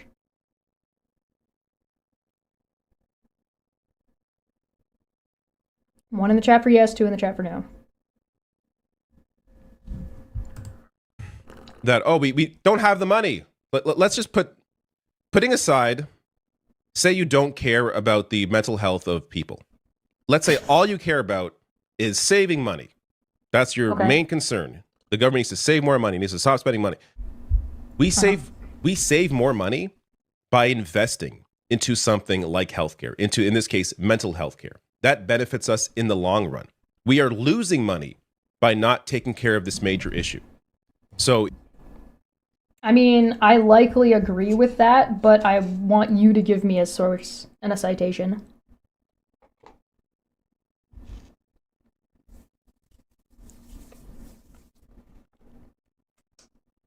Generally investing in the health of your, particularly mental health as opposed to physical health, right? Because again, a shift in how money is allocated isn't adding more money to the pot, it's taking money away from somewhere else and investing it in a different spot. And so now I know he's being a little bit hyperbolic when he's like, well, if you just want to look at this from like an economic dollar to dollar rate, he's saying that spending more money on mental health will actually increase like taxpayer dollars, right? And increase spending and like make money in the long run. which conceptually I agree with. But if you want to do, like Jumbo brought up, do you want to do a cost-benefit analysis? Right? Because then you need to do a cost-benefit analysis to say how much money is effective to put into mental health, where, and what money are we taking it from? Right? So if the money exists in a pool, where are you taking it from to move it over here instead? And is taking that money away from this area going to end up causing more damage? Yeah, there is something called diminishing returns, where if you invest too much in something, you don't get as much back. There's like that sweet spot, right? If you want to talk about this from purely just a money argument, which I know it isn't what he thinks or is really saying, it's just he's just making that argument, like he's just bringing that point to the table. Does Canada do assisted unaliving? How does that fit in mental health? Do you mean like from a monetary perspective, or do you mean like... I'm sorry, do you mind elaborating on your question a little bit? Here is Avi Lou speaking on this. I think the question... That's CPAC. That's CPAC, that's mainstream.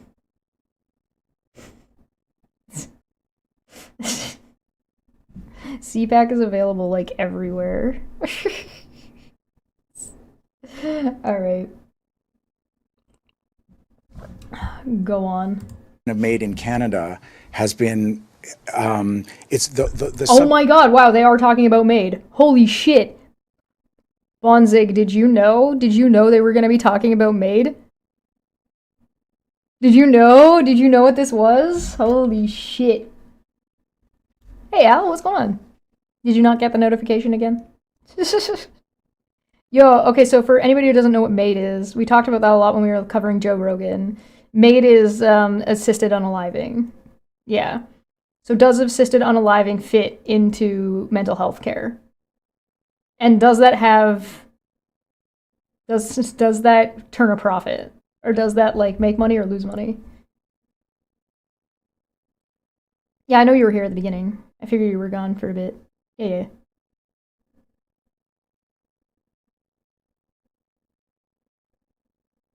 It just makes sense that it should be linked. Yeah, no, you're right. You absolutely, that is a prediction and a half. Well done.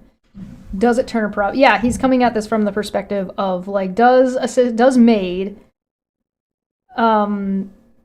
is MAID an investment that has a monetary return? And I would say, maybe, it might be one of those things that you invest in and don't expect money back. But it could prevent undue costs. It could be considered preventative. Yeah, exactly. Even like, even getting psych evals and like nurses or like somebody who's terminally ill and like medications and right? So if we're talking about it purely from a monetary point of view, MAID could be preventing spending. It wouldn't be making money, but it would be preventing costs. Right?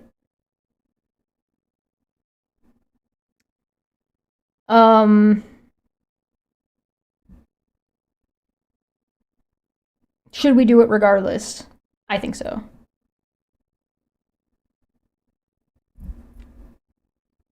Part of the debate about MAID is concern that it will be offered instead of proper, more expensive care, which isn't really an argument against MAID itself. That's actually just an argument about logistics.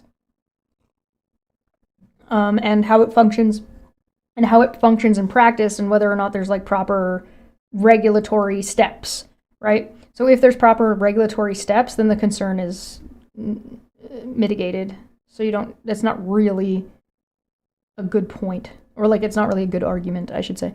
Against, I mean, it's a reasonable concern, but it's not a good argument against MAID. No, I know you're not. I'm just analyzing it. It does seem like a mental health type of situation to wanting to go through it. Oh, it is. Yeah. Like it is absolutely. I would absolutely file it under. It's both physical and mental health, and standard of living. Anyway, sorry. Been remade. Let this guy talk. So here's Avi Liu speaking on this. I think the question of made in Canada has been, it's the subject has been refashioned recently as we see people choosing made out of desperation. And I think that for... What? As opposed to what? For fun? What do you mean? People choose assisted unaliving for the lulz? What do you mean out of desperation? What are you talking about? That's nonsense. That's nonsense. For people with disabilities, I know the disability community is deeply disturbed. A community that lives in legislated poverty with an I'm gonna go ahead and fucking citation needed that. Yeah, made as a last resort. Well, let's let him talk and see what he's saying. Is deeply disturbed. A community that lives in legislated poverty with an insulting $200 a month disability benefit, and despite the much vaunted changes to the... Okay, let's citation needed the wait, hold on. Did we not look up when we looked up the updates yesterday to the spring updates, the 2026 spring updates for the Canadian government budget shit, financial update, that's what it was, financial update. Did we not see that part of what they were doing in the update was streamlining getting disabilities stuff? And reducing bureaucracy for people to make it easier for them to get their disability payments and money and stuff? Did we not, when we looked at the budget overall, find that there was a larger investment into expanding disability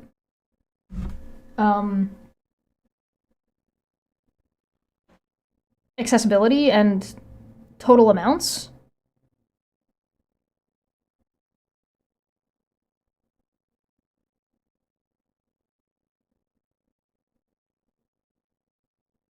That was included in the update. Okay.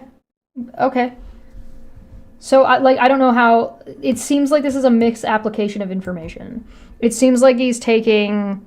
saying that the disability community is a bad state, and therefore MAID shouldn't be allowed because he's implying that people who are on disabilities are getting MAID because they're in poverty, which we know is bullshit. We know this is bullshit because we already talked about this and went through the data on this when Pierre Poilievre made this talking point on Joe Rogan. Admittedly, this guy, Avi, is more eloquent than Pierre Poilievre was, but this is the same fucking argument, and it's bullshit. The 70, what was it, 75% plus were people over the age of 70 with terminal illnesses that were getting MAID.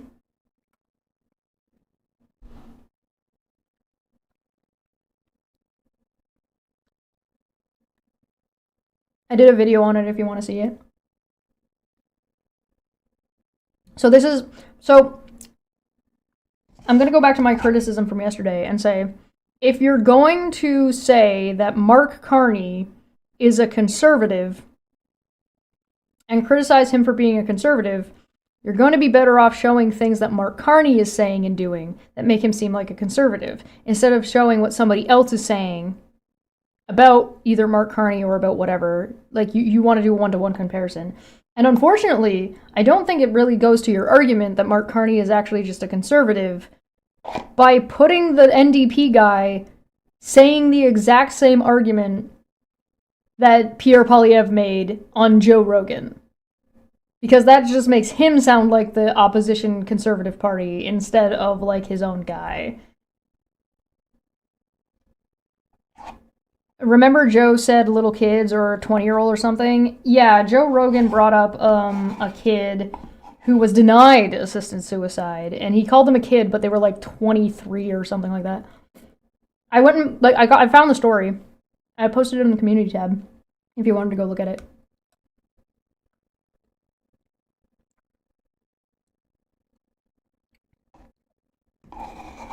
Right.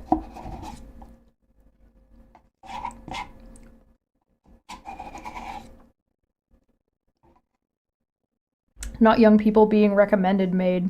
It would be weird if they were. Well, there's also a difference between a recommendation and saying that this is an option that exists that you can explore. Because that's not exactly a recommendation. There's a difference between this exists and you should get this, right? So anyway, this is bullshit. My citation is my prior video on it if you want to go look it up. Because again, I think it is important to have citations for these kinds of things. I don't just want to say this shit and not fucking like back up what I'm saying. So, let me go to my channel and pull up the video real quick. Yeah, here it is. I should put this on Debate Hub. Here's the video. I'm gonna give you guys the video so you can have access to it. But I'll also put it in the description. But I'm also gonna jump to the part of the video where I show the data on screen. Here we go. Around 96% had deaths deemed reasonable or foreseeable. 96%. 96%. The 6th annual report, 95.6% of MAID provisions reasonable foreseeable death. Track 2 referred to recipients that had access as having a natural death that was not reasonably foreseeable. 4.4%. This is in 2024. If you look at it here, you can see the report details 22,535 reports of MAID requests. And a total of 16,499 people received MAID. So there were, out of the over 20,000, only 16,000 received it. So that tells you that there is a process where people are getting rejected, and it's not just people getting it out of desperation, right? It's that, you see what I'm saying? Remaining cases were requested that did not result in MAID provisions. 4,000 died of another cause. 1,327 individuals were deemed ineligible, and 692 individuals withdrew their requests. Annual rate of growth, right? 6.9% between blah, blah, blah, blah, blah, right? So like, these are the actual numbers. These are the actual numbers. So like, here you can see, consistent with the 2023 findings, those who received MAID under Track 1 were older and more likely to have cancer as an underlying medical condition. The median age of individuals receiving MAID under Track 1 was 78 years old, and 60.9% were over the age of 75 years in age. The median age for findings for receiving MAID under Track 2 were predominantly women and slightly younger and lived with their illness for a much longer period of time. The median age was 75.9 years, and at 53.5% were over the age of 75 years old, and a greater percentage of women at 56.7, while 43.3% were men. This represented a small narrowing gap between men and women compared to 2023. All right, so like, if you want this information to exist, I'm not saying this guy is bullshitting out of nowhere. But like, it's extra gross to me when people try to like weaponize this kind of shit in politics and misrepresent this kind of shit in politics. So shame on the Rational National and shame on the NDP party. It's the application process for the disability tax credit this week in Ottawa. It's still way too hard. The disability tax credit is still connected. Okay, so yeah, now this is the Nirvana fallacy. If it's not perfect, we shouldn't do it. Taking steps is a process that something gets better over time, not if it doesn't work instantaneously and it isn't perfect instantaneously, therefore we shouldn't do anything. If you want to say it's not good enough, that's fine, but do so in a way that is productive instead of divisive. And this is divisive. To the disability benefit, and people are living in legislated poverty. People in mental health crisis should be getting the supports that they need. Mental health is part of your health. It has to be part of our universal, publicly funded health system. If people... This is an argument to make disability benefits better. Correct. And if it was being presented as such, that'd be great.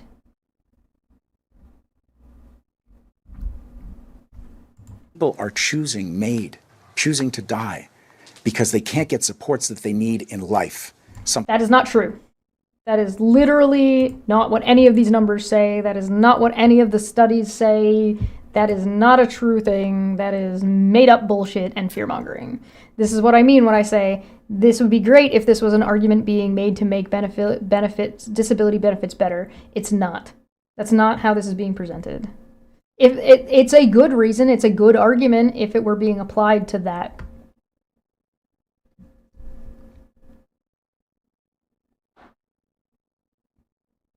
Something is broken in our system. So this speaks to both the lack of assistance when it comes to disability support, as well as the medical assistance in dying, or MAID, where some people who feel like their lives are incredibly tough, or... No, wrong. No. Medically assisted dying is not because somebody feels like their lives are hard. That is a blatant misrepresentation of what it is and how it works and how it has been working since 2023.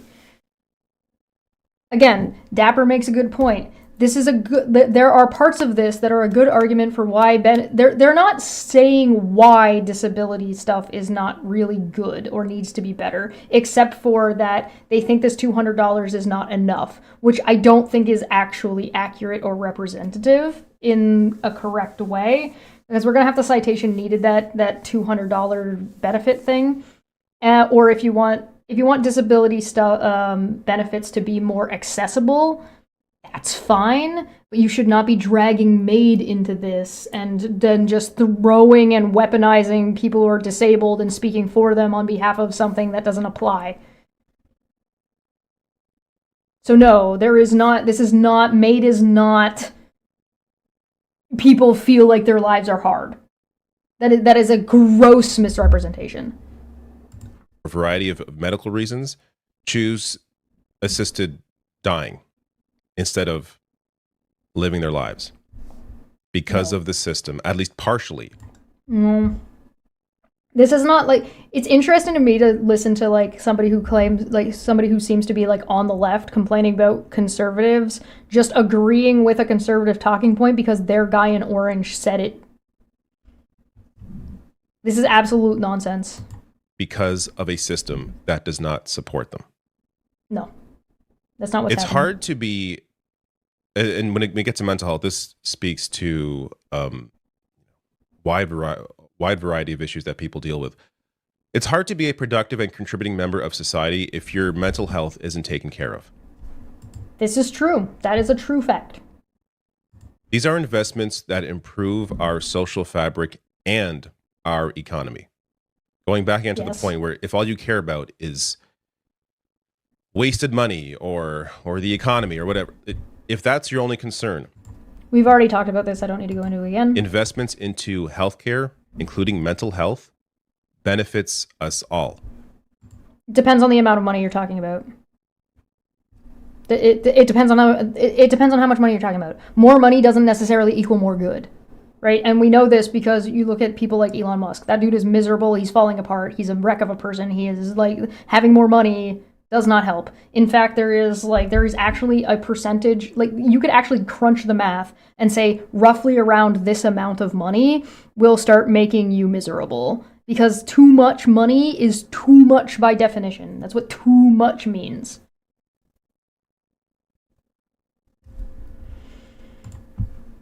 Now let me get to the Sovereign Wealth Fund, because... Yeah, I'm with PNC. I really do not like the left hijacking people with disabilities and MAID in order to make their point about insufficient social programs, which I do agree with. I can agree that there are insufficient social programs, and disability checks should likely be higher and should also likely be easier to access and streamlined. I agree with these things. But these are things that the Liberal Party is doing. And if you don't think they're doing enough, that's fine. Then say that and then explain why and how and what you want to present.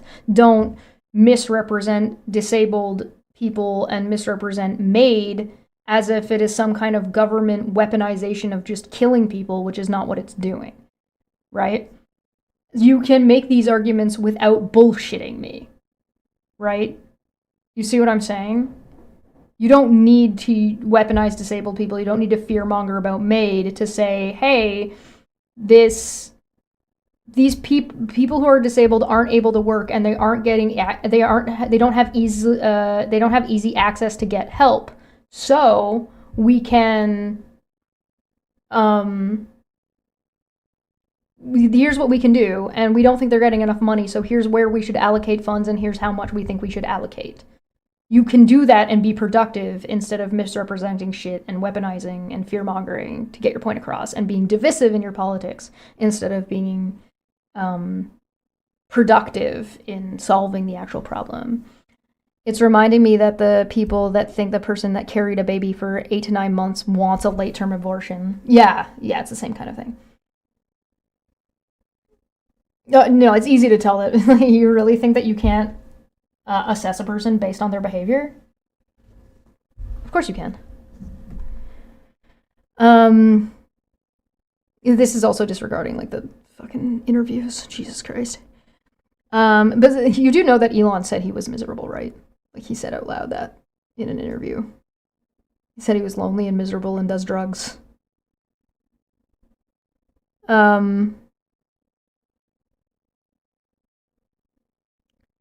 I don't know the disability process in Canada, but the United States is bullshit and hard to get into it. Yeah, the United States is definitely more difficult than Canada. Canada, also like having the universal healthcare system that we do, does it like it's better. It's not perfect and it needs work. And like I said, we can agree that it needs to be a higher amount. We can agree that it needs to be streamlined better.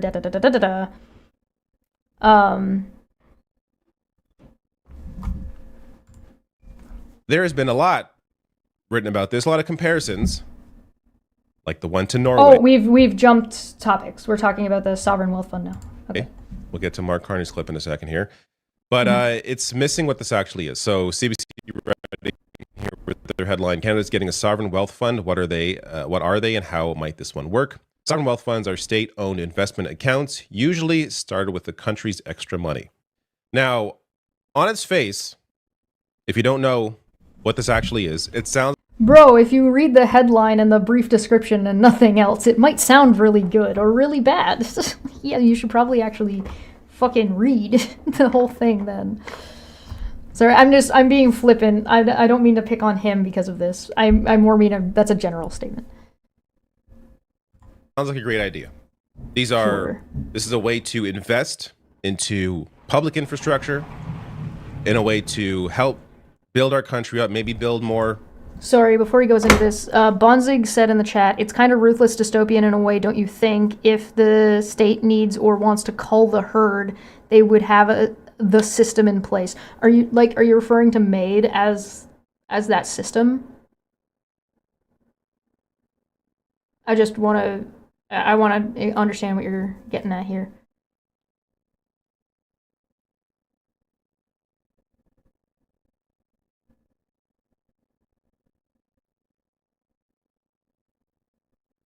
Hey, Titan. What's going on? What up? Can you, how do you think MAID could be applied in that way? So, like, if somebody applies for MAID, there's like an approval process that goes through multiple assessments and multiple independent doctors and psychologists, etc., etc. And you have to go through multiple assessments that are both mental and physical.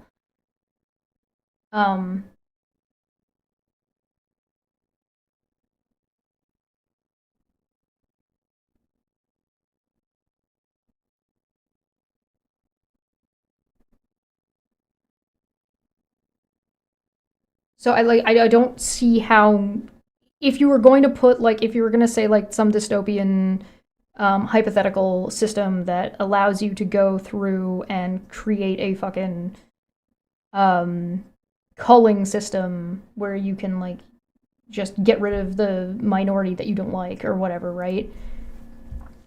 No, the system's not in. Maid wouldn't be it, right? You could create that kind of a system, but maid would not be it, right? You'd have to change maid so much that it would basically be unrecognizable as maid anymore for it to be what you're concerned about. Not that your concern is not valid. Your concern is valid. It's a reasonable concern to have, right?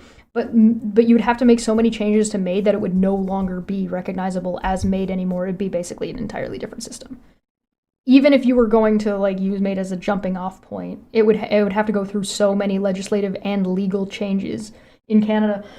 Now, is it possible that you could take, like, if you had a different government structure that was able to make changes, like through, I don't know, an executive order or something that could functionally change an entire system by itself, then yeah, sure. But now you're dealing with a dictatorship regardless, and you don't need to have something like maid in place for them to just make ice, you know what I mean?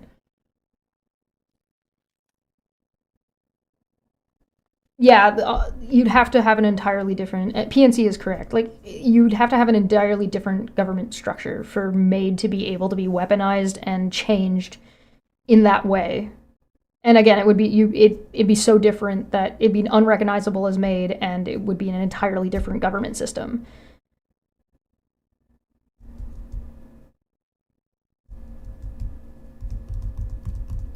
I've seen stories where the whole process was manipulated to get a guy off himself crime levels. Do you have a citation? Stop and drop booths yet? Yeah. Do you have a citation for that? I know about the story that Joe Rogan told, which was like, he is so vague that trying to find it was fucking.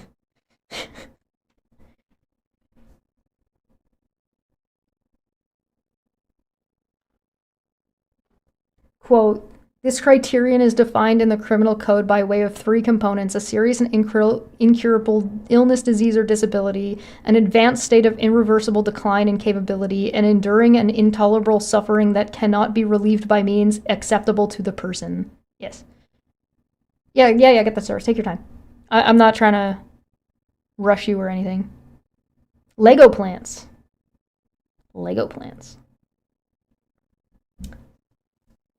Yeah, like maid is. I almost feel like we shouldn't talk about the sovereign wealth fund right now. We'll have to come back to that as like almost another video, because maid is like a whole thing. If you can't post a link in the chat, just give me the title of the article and I'll pull it up. There's an elephant in my house. Hello, elephant in my house. I'll be back in 1 second. Well, they pull up that citation.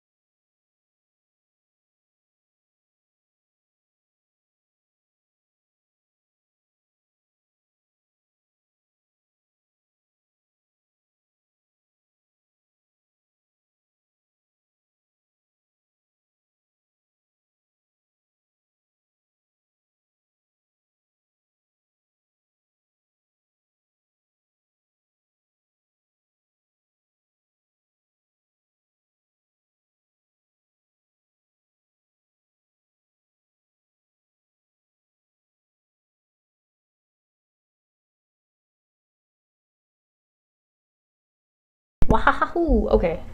All right, I'm back. What did we decide? What did we decide about the thing? Sorry, let me go back. Legal and sometimes monetary ramifications.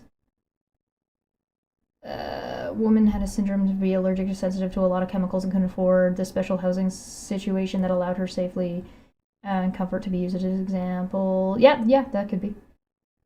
Sorry, I'm just looking for the citation here. While I'm searching, made like the similar opposite the death penalty. I'm against the death penalty, as there might be that one innocent guy that gets wrongly convicted. That's one too many. I don't think, because that's a judgment made by other people, and made as a judgment made by yourself.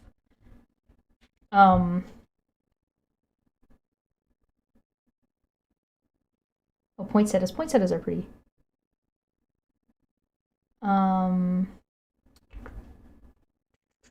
you don't mind that I prefer Lego plants. I don't think I'm that judgy personally. Doesn't make sense. The state is not forcing maid on anyone. You're right. Okay, so if we want to talk about like, do we want to talk about the application of maid in the way it's currently applied, or do we want to talk about how something can be weaponized? Because, and then talk about what preventative measures do you put in place to prevent something from being weaponized, if you're concerned that it's not a problem now, but it could be.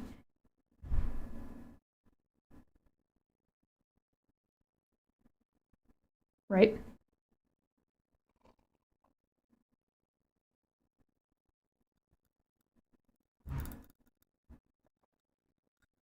So, like, the police.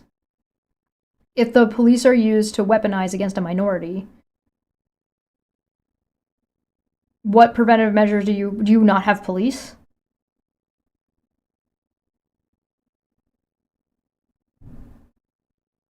There was a whole wave where people didn't get help, so they decided to do unalive by a cop. Yep.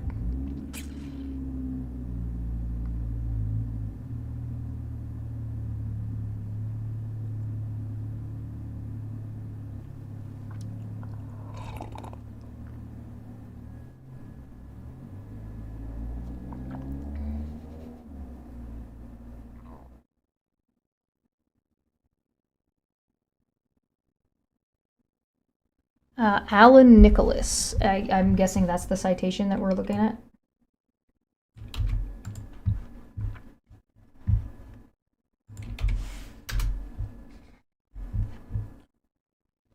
An American attorney, author, explorer, disturbing experts. Okay, here we go. I think I found what you're looking at. This is an AP News article. This is what you're referring to? Oops, sorry. Is this... I just want to make sure I got the right thing before I dive into too much.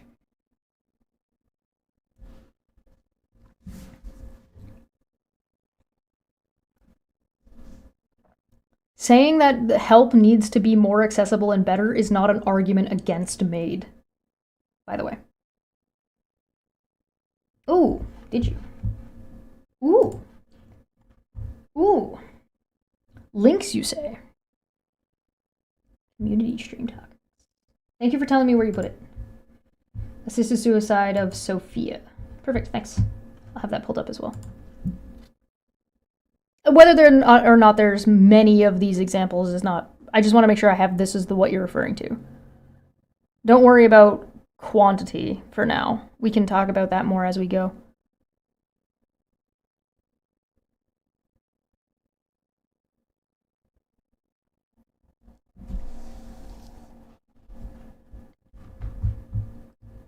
I just want to make sure I have the right thing.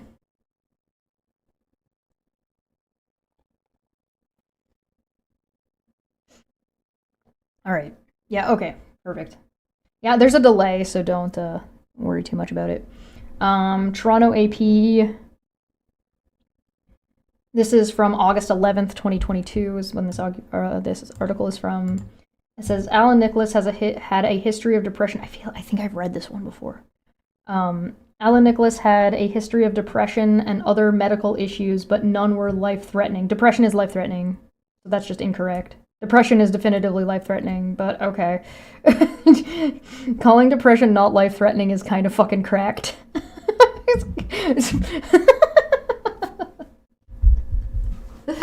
But alright. I don't want to pick on the article too much too fast. When the 61-year-old Canadian was hospitalized in June of 2019, the article was written in 2022, so 2019, so 60, 61... 19, 20, 21, 22, 3 years. So 64. Fears he might be suicidal. So you acknowledge in the next sentence that depression is fucking life-threatening?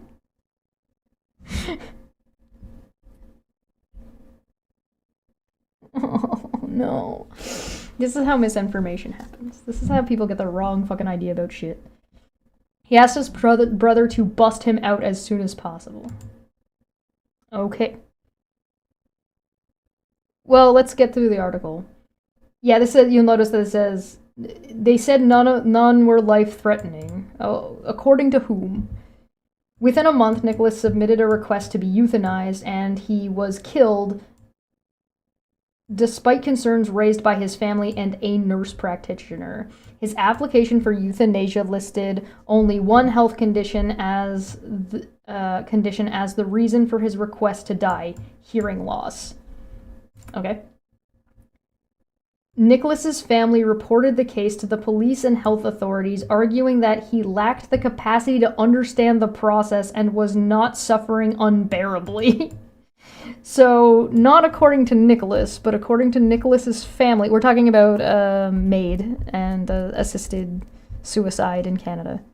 This is an example of MAID. This is supposedly an example of MAID gone wrong. And we're looking at the article. I'm gonna read through it a little bit more, and then I'm gonna go back and start critiquing it. So let's read it and then go through it, instead of me stopping every fucking sentence and being like, that's fucking dumb, because that's what I'm gonna do if I'm not careful. Nicholas's family reported the case to the police and health authorities, arguing that he lacked the capacity to understand the process and was not suffering unbearably among the requirements for euthanasia. They say he was not taking needed medication, wasn't using the cochlear implant that helped him hear, and that hospital staffers improperly helped him request euthanasia. Quote, Alan was basically put to death, his brother Gary Nicholas said. Disability experts say the story is not unique in Canada, which arguably has the world's most permissive euthanasia rules, arguably, allowing people with serious disabilities to choose to be killed in the absence of any other medical issue. A little bit of aggressive language, but that's okay. It's not easy being severely hearing impaired. Correct. Yeah, I'm pretty sure we've talked about this.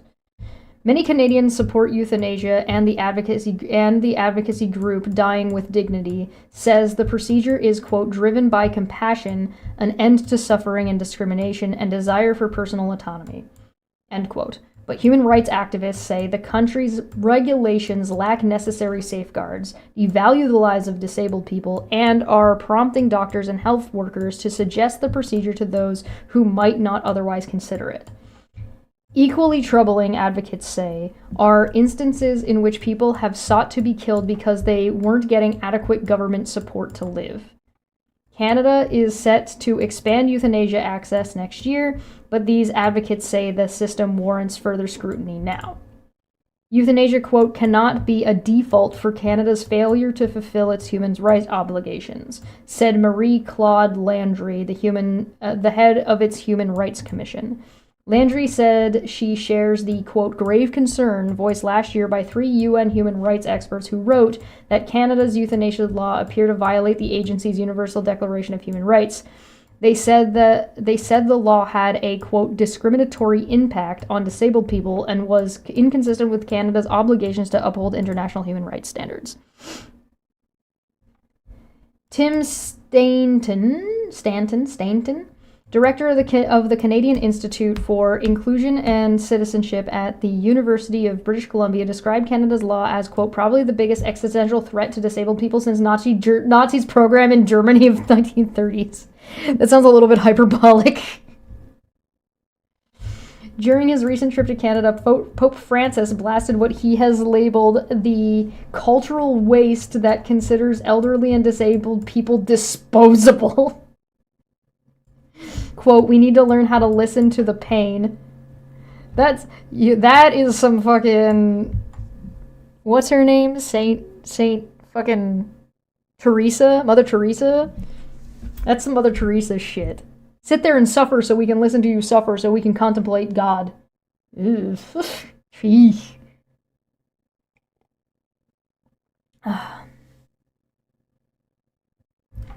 Of the poor and most marginalized, Francis says, lamenting the, quote, patients who, in place of affection, are administered death.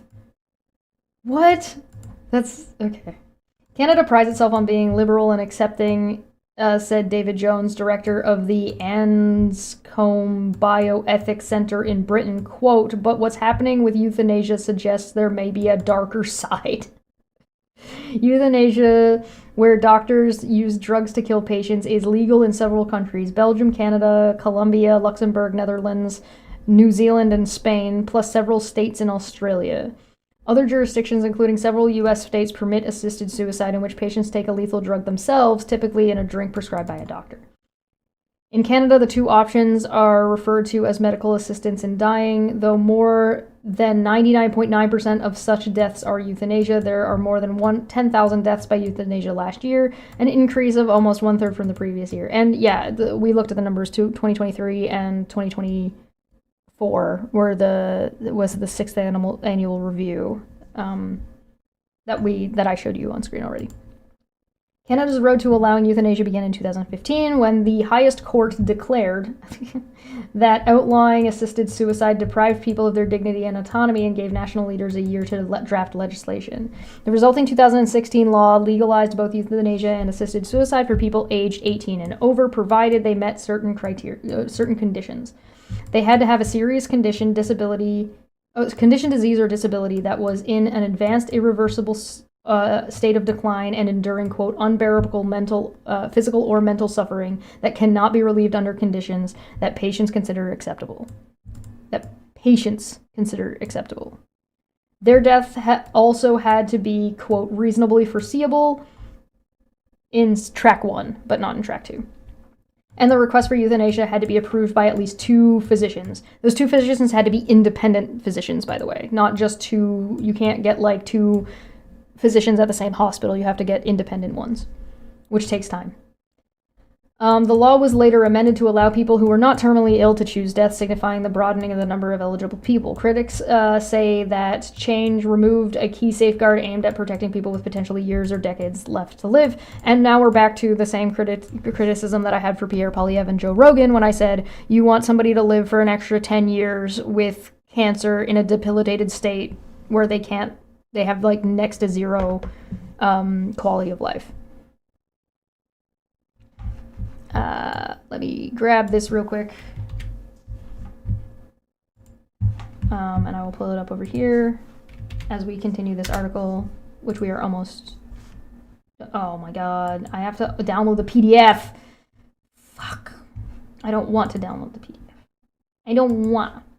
Today, any adult with a serious illness, disease, or disability can seek help in dying. Yeah, anybody can apply. I could apply for it tomorrow. That doesn't mean anything.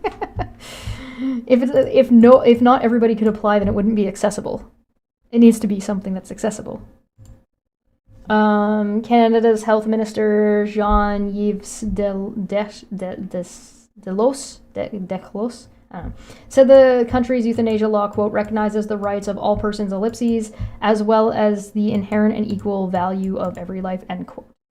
The countries that allow euthanasia and assisted suicide vary on how they administer and regulate the practices, but Canada has several policies that set it apart from others. For example, unlike Belgium and the Netherlands, where euthanasia has been legal for 2 decades, Canada doesn't have a monthly commission to review the potential troubling cases, although it does publish yearly reports of the euthanasia trends. Canada is the only country that allows nurse practitioners, not just doctors, to end patients' lives. Medical authorities in two largest, administering, not just, blah, blah, blah, explicitly, blah, blah, blah. Belgian doctors, okay, I don't care about the comparisons very much. Okay, so let's review this. Let's review this a little bit. Oh, did you give me the... Oh, you're a sweetheart. Thanks. Thank you. Boom, boom, boom, baby. Oh, thank you for the stretch. Okay, so what are the problems with this case of Nicholas in particular? Right? So let's start with that. First criticism. Having a depression is life-threatening. Period. Period. End of sentence. The family not being happy about it is irrelevant. Their opinions aren't worth shit. Sorry. I'm not sorry. Your opinion doesn't matter. It's not up to you. Their body, their choice. Not up to them. Them being sad and regretful after the fact, and then blaming the system that assisted the individual is classic guilt behavior. That's just regret. That's them being upset and blaming other things.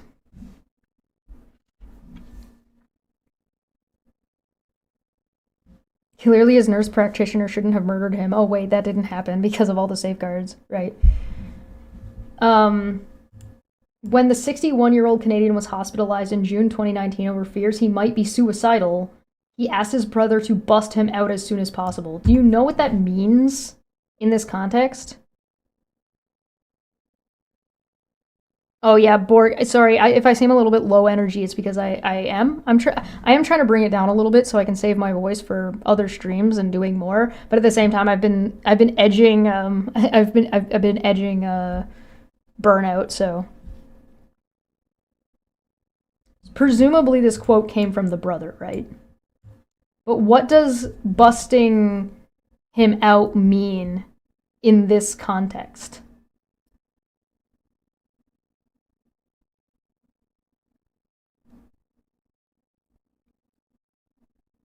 Could it be they put him in a mental hospital against his will?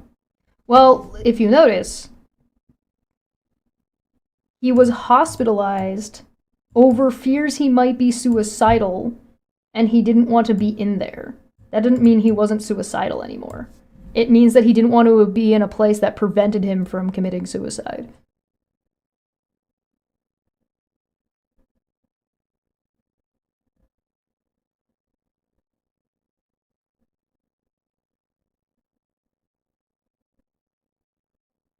So did you? Did you bust him out? Did you take him out off of suicide watch as his family members?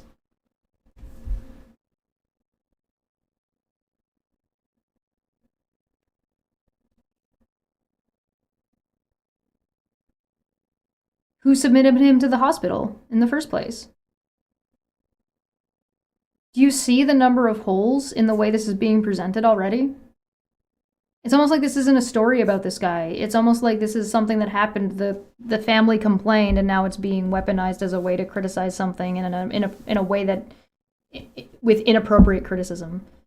And it's not that MAID shouldn't be or can't be criticized. It's about having appropriate criticism based on statistics and not based on an individual story of a family's one-sided regret.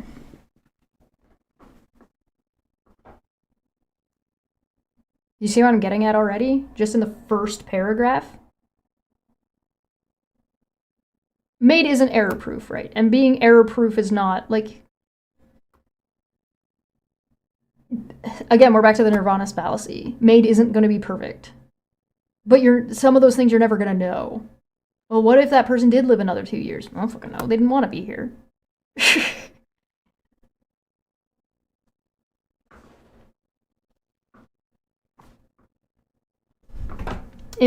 if I ever did have an argument about MAID or not about MAID, my personal position is that if you have control over anything in your life, it ought to be whether or not that life continues.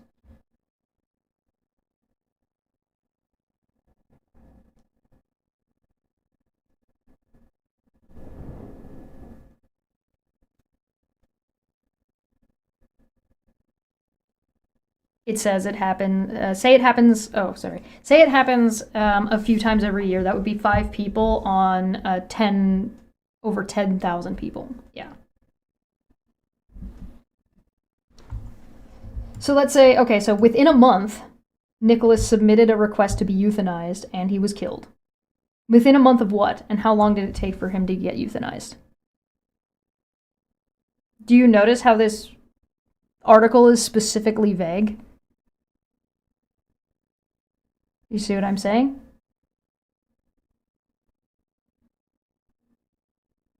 Oh, hey, Generic. Good to see you.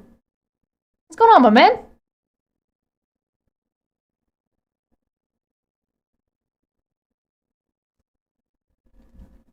So, within a month of what? Within a month of being hospitalized? Or that's when he submitted his request. And then also, then how long was it between the time he was euthanized and when he submitted his request? Well, I'm not debunking this. I'm talking about the presentation of the article.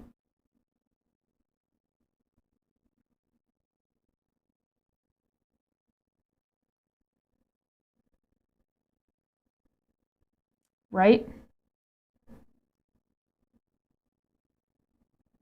No, it's good to see you. Thanks for swinging by. I'm not going to sit around and debunk or bunk. We already agreed that MAID is not perfect. And I wouldn't need to debunk them all.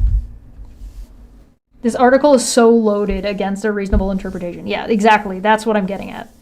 This article that you gave me as a citation is not a good one.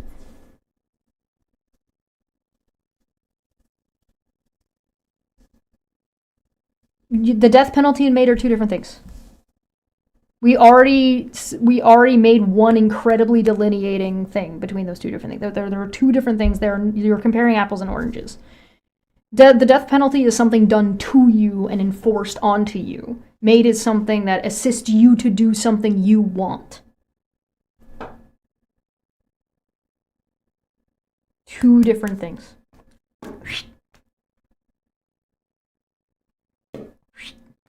They're not comparable. If you debunk something and then show that it's actually true, have you rebunked? Debunked, rebunked? What about just bunked? Can something be bunked? Is that what something is when you make... Is a generalized statement just bunking?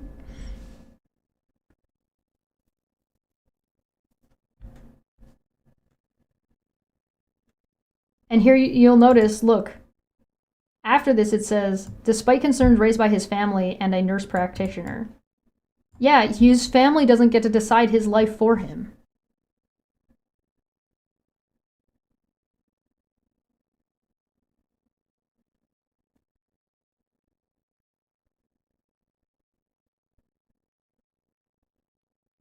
Do you think that other people should be allowed to decide your life for you? Clearly not. If you're referencing the death penalty, you don't think that other people should be able to do that, right?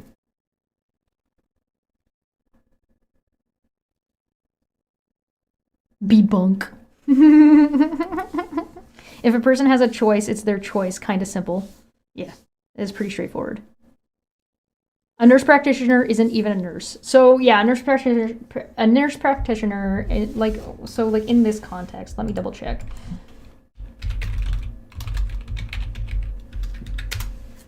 Let me just double check to make sure I get it correct. So this is according to the Canadian Nurse Association. Nurse practitioners are separately regulated class of nurses who have additional education, a master's degree or higher, and nursing experience, which enables them to diagnose and treat illness, autonomously diagnose and treat illnesses, order and interpret tests, prescribe medicines, perform medical procedures. Addressing needs related to a person's physical, mental harm, gathering medical history, focusing on how illnesses affect a person's life, offering ways for a person to lead a healthy life, and teaching persons how to manage chronic illness. There are also educators and researchers who can be consulted by other healthcare team members. So here's the thing. You remember what we said the requirements were?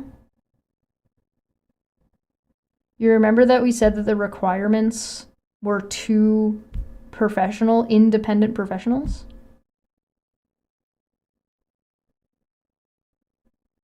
How long in Canada do you think it takes to get 2 independent professionals to go through your medical history, test you specifically, and diagnose you?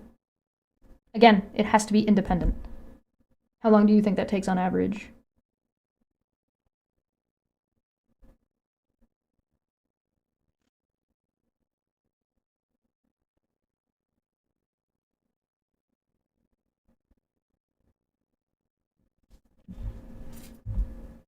Despite concerns raised by the family and a nurse practitioner. What concerns? Were the concerns of the family and the concerns of the nurse practitioner the same concerns? Were the concerns of the nurse practitioner ignored, or were the concerns generalized concerns that anybody would, that any professional brings forward? If you go for surgery, a nurse practitioner will raise concerns with you and say, hey, if your blood pressure is here, here's the risk assessment. Is that risk assessment the same as concerns raised by the family? No. Is the concerns raised by the nurse practitioner part of the standardized process? Maybe. We don't know. They didn't say what the concerns were.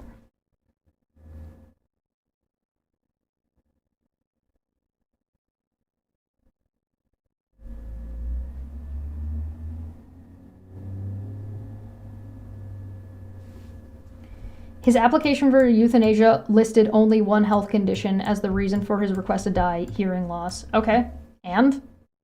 That's just his application. That doesn't mean that's the assessment. That doesn't mean that was the reason.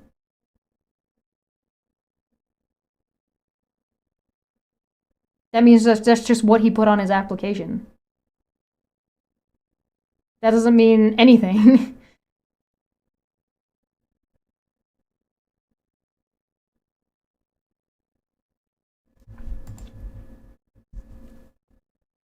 Nicholas's family reported the case to the police and health authorities, arguing that he lacked the capacity to understand the process and was not suffering unbearably. So his family, after the fact, decided for him that he wasn't suffering unbearably. After the 2 health practitioners, after the two doctors, and after the nurse practitioner. His family, who apparently maybe potentially busted him out after he was suicidal.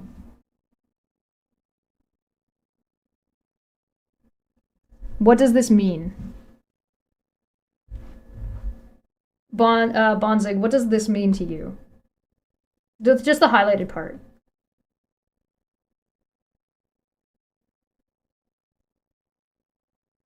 I don't mind. It's okay.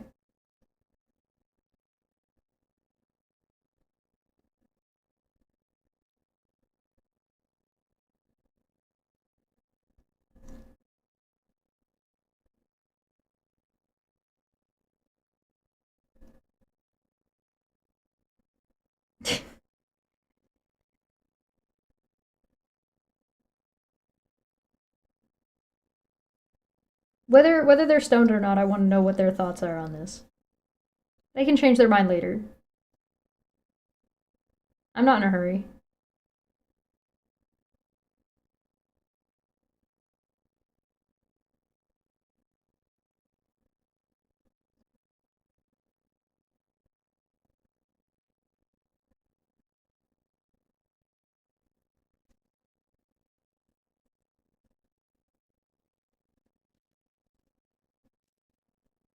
Well, apparently not if his family didn't take his depression seriously. So how is this an argument against MAID?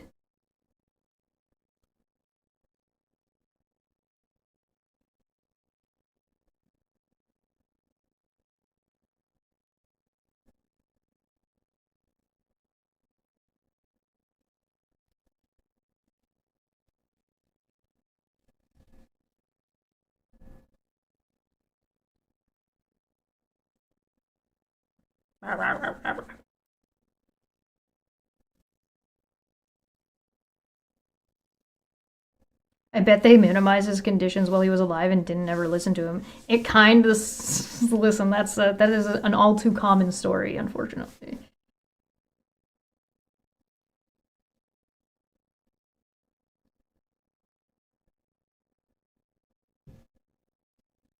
Wonder.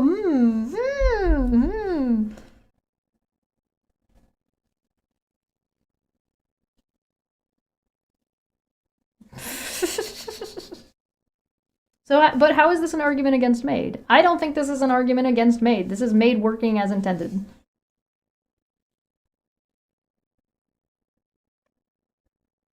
Ten MAID cases from 2017 to 2024. Jesus, really? Only 10? Yeah, let's pull up these.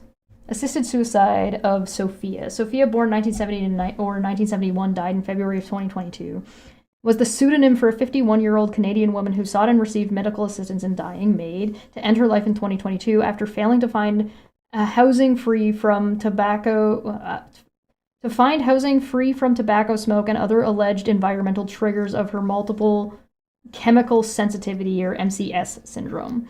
She is reported to be the first person in the world to use MAID in response to MCS.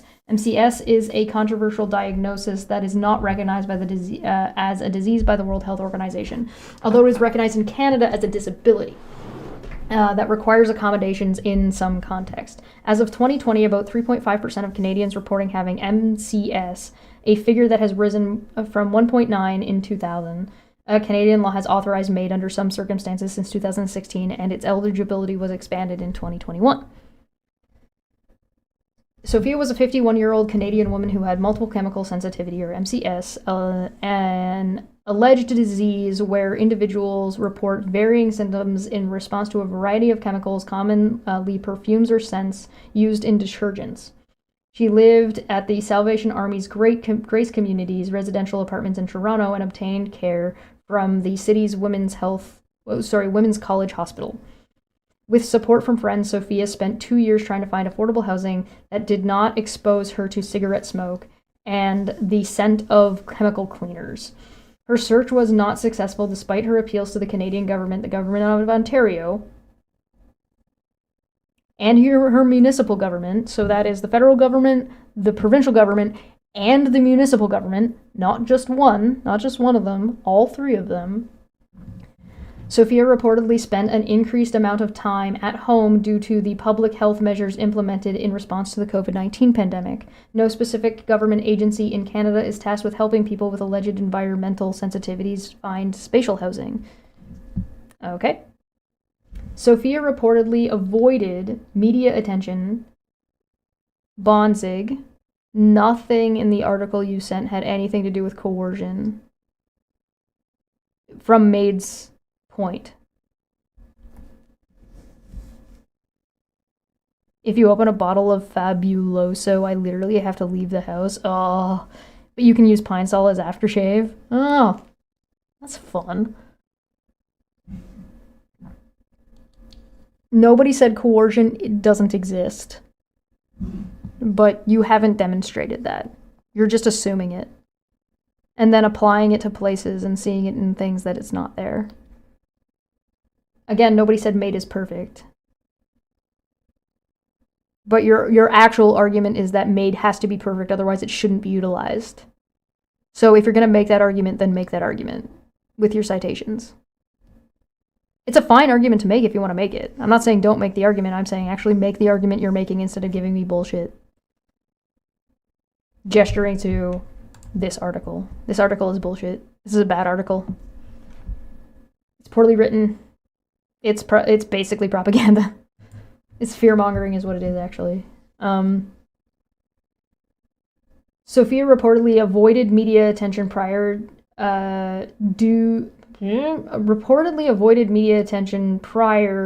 to her death, concerned that it would thwart her ability to have medical assistance in dying. On February 14th, 2022, Sophia recorded a video later shared to CTV News in which she said, quote, "The government sees me as expendable trash, a complainer, useless, and a pain in the ass," end quote. To protect the privacy of her family, she asked her friends to share the video, but to use the pseudonym Sophia to refer to her. But if you used maid, then you got assistant. Oh. Okay. Death and aftermath. Sophia died, citation needed, on February 22nd, 2022. So she died on 02/22/2022. She died on 02/22/2022. That's kind of crazy. Making use of legal rights to obtain MAID that existed in Canada since March 17th, 2021. President of the Environmental Health Association of Quebec said after her death, quote, "This person begged for help for years, for 2 years, wrote everywhere, called everywhere, asking for healthy housing. As of November 2025, there has been about 76,000 MAID deaths reported in Canada since the introduction of the legislation in 2016.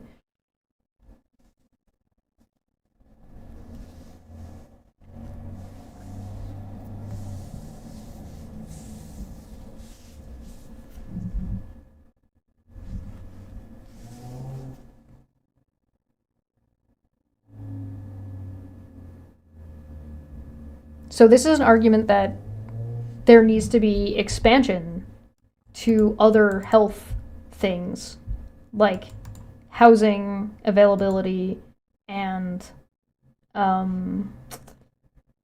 where is it? No specific government agency in Canada is tasked with helping people with alleged environmental sensitivities to find special housing. So this is basically, if you want to say, hey, we don't know if the disability for multiple chemical sensitivity is real or not, quote unquote. But the way to solve it, or to help solve it, is by getting special housing. And then during COVID and during a housing crisis, this individual wasn't able to get that, and therefore we should stop doing MAID? No, this is an argument against MAID. This is an argument for fixing the fucking housing crisis. Because the MAID in this scenario is not the problem. The problem is that there isn't a government agency that is specifically tasked with helping environmental sensitivities that may or may not be valid, and that special housing and access to special housing needs to exist.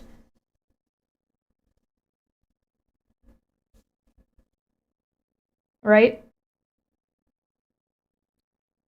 MAID did its job. This person was existing in an unsustainable environment.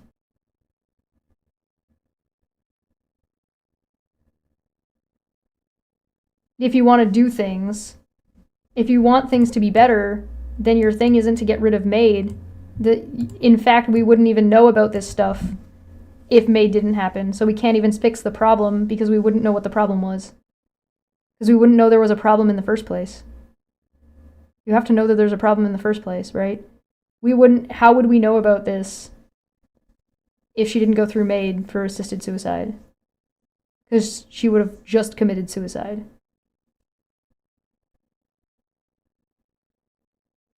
Right? Report to allegations of inappropriate conversations with veterans about medical assistance in dying are made. Let's go to the summary. Like other Canadians, there are veterans suffering from terminal illnesses who are choosing to proceed with medical assistance in dying as a means to end their suffering. If a veteran has chosen to pursue MAID with their primary caregiver and calls to inform Veteran Affairs Canada, employees can help the veteran and their families understand the VAC benefits. Canadian Affairs Veteran Affairs Canada, VAC, benefits to which they would be entitled, as well as to discuss any other supports or services that might be relevant to the veteran's circumstances. This support can include resource coordination and navigation, such as connecting veterans and their families to community resources, mental health practitioners, grief counselors, pastoral outreach, or other local resources. The support does not include VAC employees providing advice or suggestions on MAID-related considerations. This screams hearing about this. This makes me feel bad. Let's not talk about it, as opposed to fixing it. Yeah, it does. On July 1st, 2022, a veteran contacted the contracted VAC call center to file a complaint alleging that a VAC employee had inappropriately raised MAID to the veteran during a phone conversation earlier that day. The veteran alleged that the employee also referred to having provided information on MAID to another veteran. The department took immediate action by apologizing to the veteran and reassigning the veteran's file to the employee manager. Recognizing the seriousness of the allegations, management initiated a fact-finding process on July 22nd, which is the next day. The files of the other veterans assigned to the employee were reviewed and analyzed to look for indications of conversations about MAID. On August 19th, so roughly a month later, the Minister of Veteran Affairs instructed the department to conduct a full and thorough investigation of all aspects related to the situation and to ensure all possible steps were being taken to ensure an incident like this does not occur in the future. On August 22nd, a couple days later, the review of the veterans' files assigned to the employee uncovered a second incident where MAID had been inappropriately discussed with a veteran. The next day, written guidance on MAID was immediately shared with all veteran-serving staff, and 5 information sessions were held over the following 4 weeks to reinforce that initiating conversations with veterans about MAID is completely unacceptable and to give staff an opportunity to engage on the issue. At these sessions, it was evident VAC staff understood that they were not to raise MAID to veterans, and that if veterans raised it, they were to advise that MAID considerations should only be discussed with their primary caregiver. The file review was expanded to include an additional 2,153 files, which the employee had worked on since 2016 when MAID became legal. While the review was ongoing, the department proactively reached out to veterans and stakeholders to discuss the issue and reiterate that MAID is not a VAC service and that VAC employees have no role or mandate to recommend it or raise it with veterans or family members. Veterans who may have had similar experience were strongly encouraged to come forward. Imagine you are that one failed case.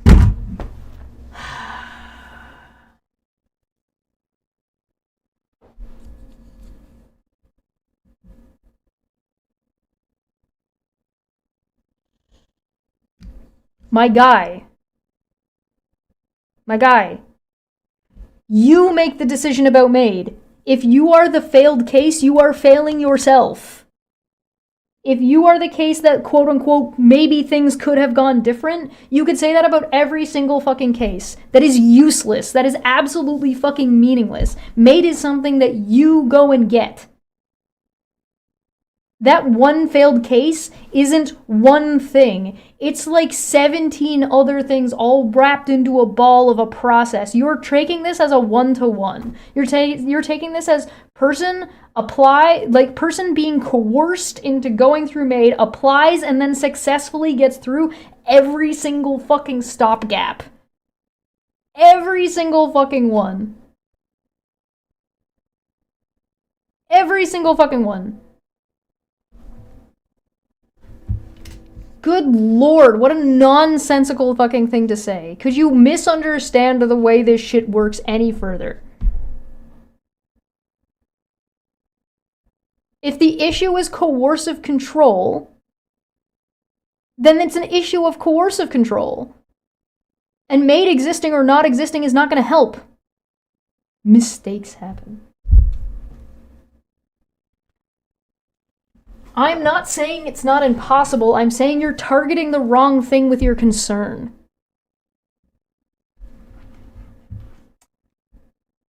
In November of 2022, so a couple months later, the department became aware of 2 more veterans with whom the same employee had raised MAID. So that is now a total of 4 people since 2016, over 2,153 files, all through this one person.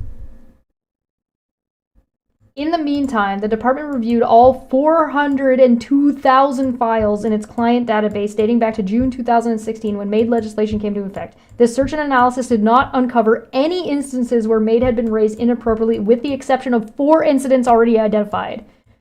So within a couple of months, they identified 4 instances in 402,000 cases.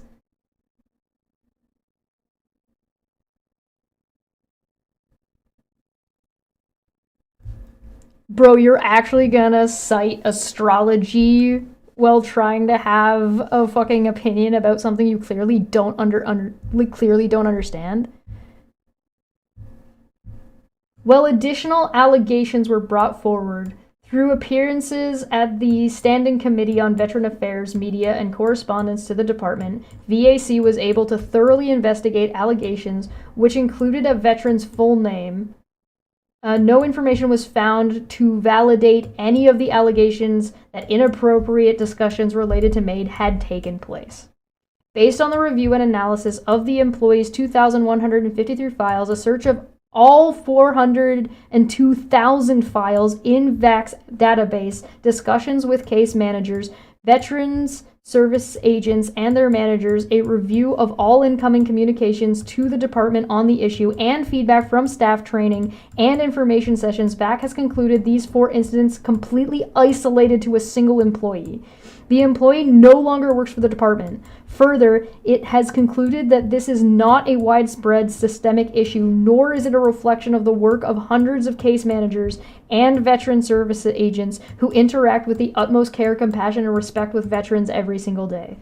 The investigation has brought to light a number of opportunities for improvement in how VAC manages and oversees significant incidents related to veterans' well-being. While the department took action to address this specific issue raised by veterans, and new measures are in place to prevent this type of incident from happening again, processes and procedures can be further improved. In 2023, the Department Audit and Evaluation Division will conduct an independent and objective review of the escalation process. This will include the process and procedures in place in the service delivery branch for the identification, reporting, and following up on sensitive/significant incidents raised by veterans or brought to the attention of VAC. Opportunities for improvement identified in this review will be fully implemented. The department is committed to maintaining veterans' trust in Veteran Affairs Canada. Veterans and their families should always feel confident they will receive care, compassion, and respect they rightly deserve from VAC. VAC has referred the 4 incidents to the Royal Canadian Mounted Police for their consideration. The department will continue to review any allegations brought forward. To date, all additional allegations have confirmed to be unfounded. The purpose of this report is to provide an overview on what the department's investigation found and what the department has done to ensure the situation does not happen again. The report outlines the details and circumstances of which happened and what actions the department took as new information was brought forward, the methodology the department used to investigate whether veterans were impacted through similar experiences, the steps VAC is taking to improve staff training, quality assurances, and management oversight of significant incidences, as well as plans to consult veterans on issues, recording their conversations with VAC employees.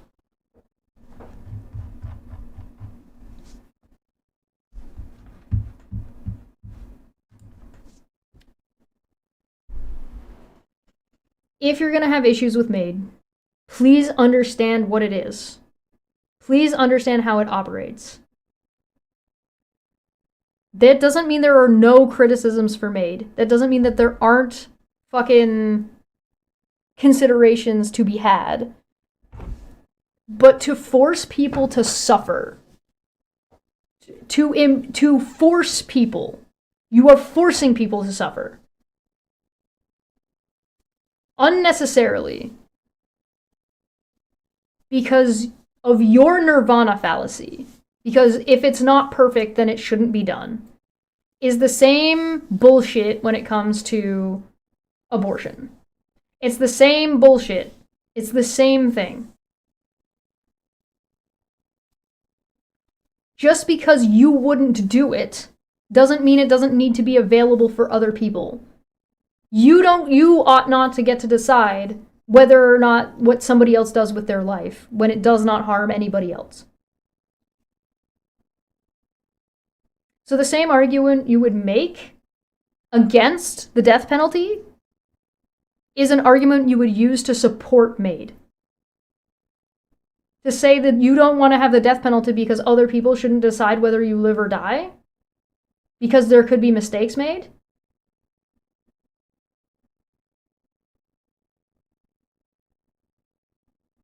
That's why you should be okay with MAID, because the person making the decision is you, with stopgaps. Because guess what? At the end of the day, people are going to commit suicide one way or another. MAID is an avenue that enables them to get help and try other avenues that they might not have found otherwise. By having these minimum requirements and by having to go through 2 professionals.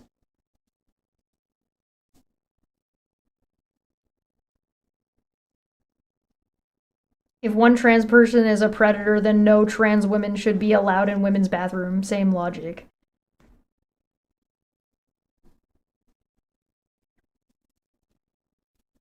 Why do you think mental health shouldn't be treated on the same level as physical health? And treated as equally and as fairly as possible? And as seriously? Like I have a problem with this article. This article pretending and minimizing depression as if it's not life-threatening.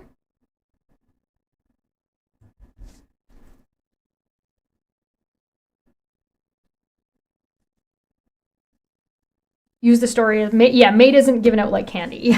Correct. Why do you think you have the right to force other people to suffer? Oh, sorry. This article.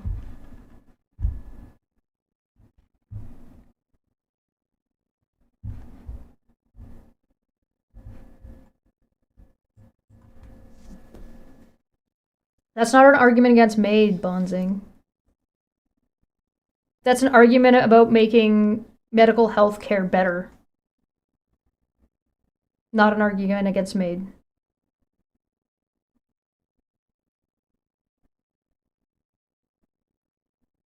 Because you would agree with MAID if mental health cases were better.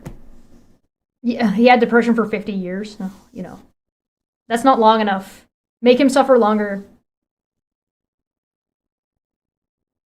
Do you think it's appropriate that we should force people to sit down and play Monopoly?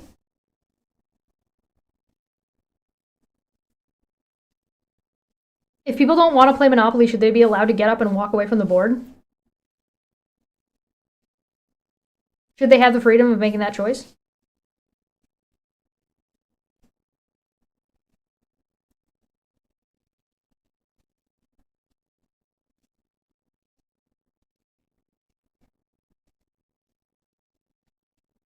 It's almost as if the problem was the employee and not MAID. Yeah, in the veteran situation, yeah. That was an issue with unemployee, not a problem with MAID. Notice how that article didn't specify whether or not any of the veterans got MAID or not. Didn't talk about that.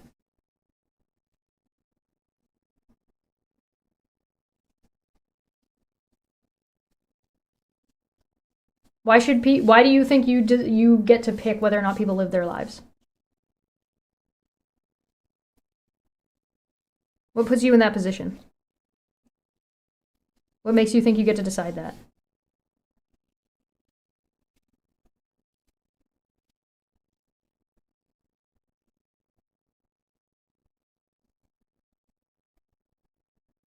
Yeah, Hoyner, you're right.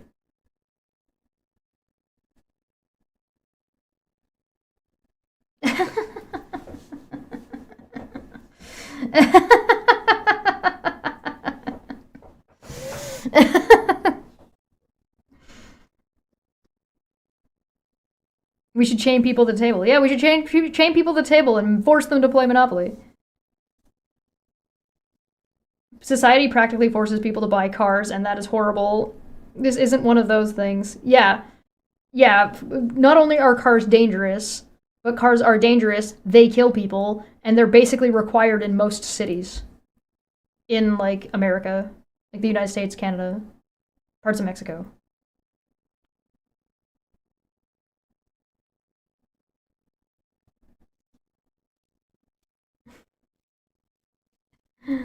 The issue is with the doctors. Which doctors? Who are you talking about? Citation needed. Can there be an issue with unemployee? Yes.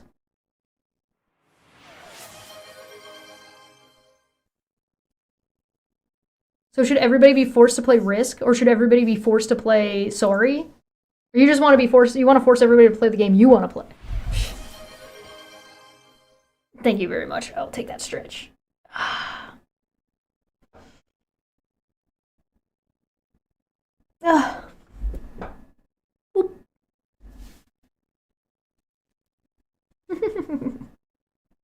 Ugh.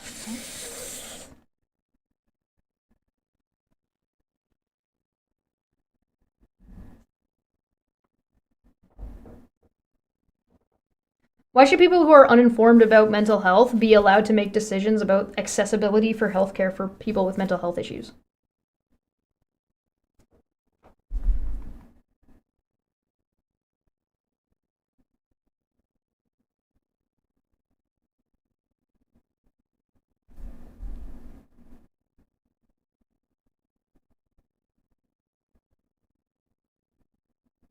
When it comes to edge cases, they often consult a third one with a specialty in that mental illness or disease or whatever. Yes, it's not the two is a minimum, not only.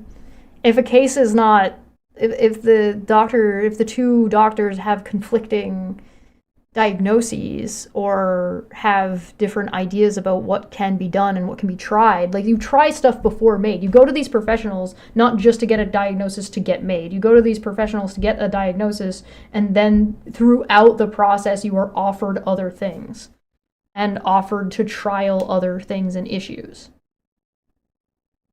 This isn't like this is not a one track. Once you're on this path, once you apply, you are fucking tracked through with no other options. If a veteran got MAID and then complained, that would be impressive. Yeah, that would be. At least one of the 4 cases in the veteran case did not get MAID. I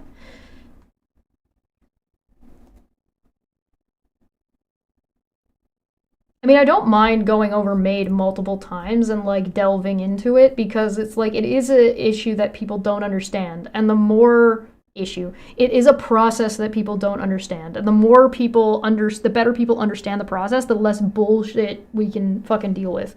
Again, I don't mind people criticizing MAID, but you need to know what the fuck you're talking about. Or if you're gonna make an argument against MAID, actually make an argument against MAID. Most of the arguments that we've seen against MAID haven't actually even been about MAID being the issue.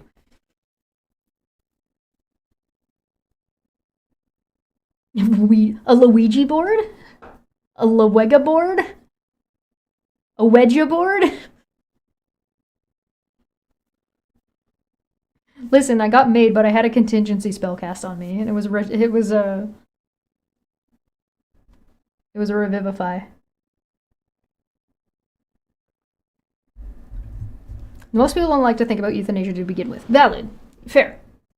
If you feel icky about it, your feelings are valid. You can not like it because you don't like the concept, but going and running around and spreading bullshit about it is wrong. Like, that's inappropriate. You shouldn't be doing that.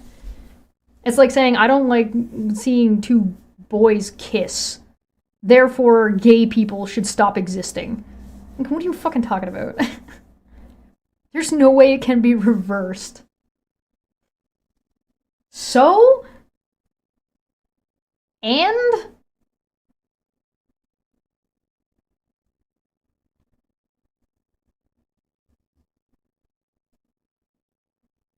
This is the same. Oh, you have endometriosis? Well, you know, it's not bad enough for you, and your husband might want kids later, and you can't reverse it if I remove your uterus. Therefore, you shouldn't have access to this. Therefore, the procedure shouldn't exist. As if there aren't more than one reason as to why somebody might get their uterus removed. Puberty can't be reversed either. True. Valid, I guess. That's yeah, you're not wrong.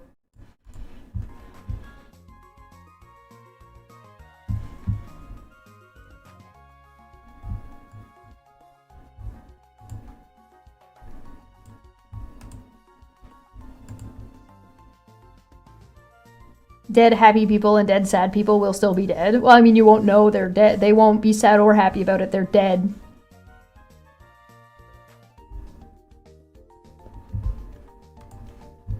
Let me take a look at this. What is this? Video not available. Comments are turned off. Video is not available. It might be blocked in my region.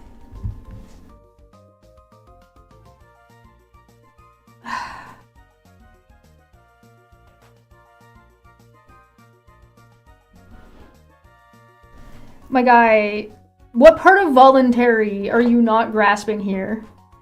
How could you possibly know that voluntary death was a mistake?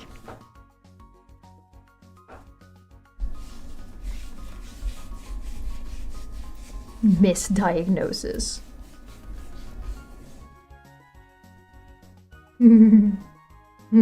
Second puberty. How could you possibly know that it was a mistake?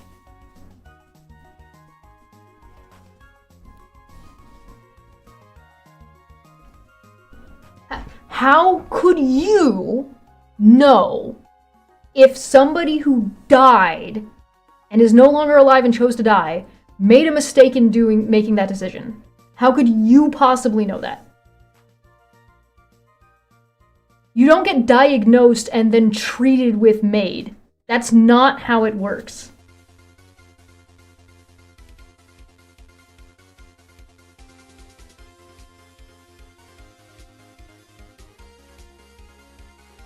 %10 odds.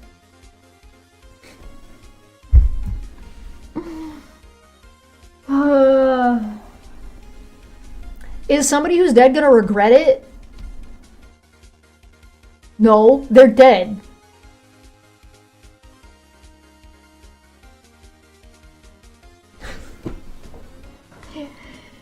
It's not post. Stop comparing MAID to the death penalty. No, that's not how it works. It is voluntary. How could you know? Secret letters. They feigned extreme illness or something. Yeah, but that's still them wanting to die. That's even if they jump through that billions hoops.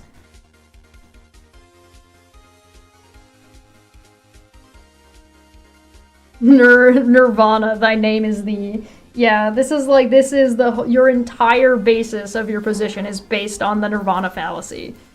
And that's it. And it's a hypothetical, because they can't possibly know. It's an imagined, not only is it an imagined regret or an imagined mistake that doesn't fucking exist. And can't exist. In the scenario we're talking about.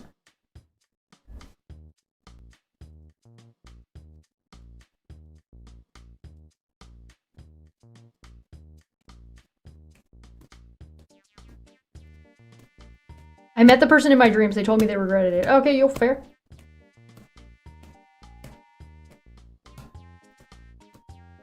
When I was an ambulance driver, we had this way of dealing with other people's suicides. Oh, sorry, hold on. That flipped away.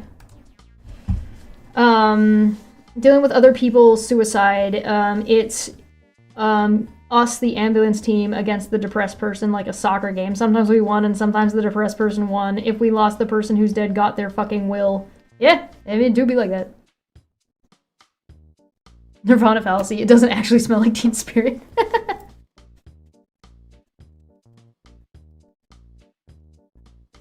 What are you talking about? What do you mean? Like what? You're saying not to handle it at all, is your argument. The fact we talking about death, the final act in life, it should be handled with more care and insight, and not all involved are acting in good faith. This is literally, how could you possibly handle it with more care? You're saying ignore it and let the person do it themselves with zero care and zero consideration to that person whatsoever and what they want.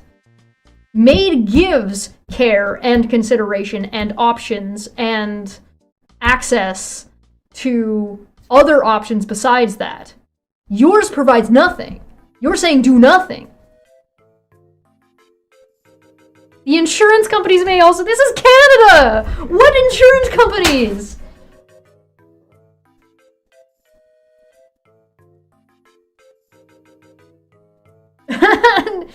No, just have no insight and no care and just, you know, slit your wrists in the bathtub. Fuck off. What insurance companies are you talking about? Who? Where? Why?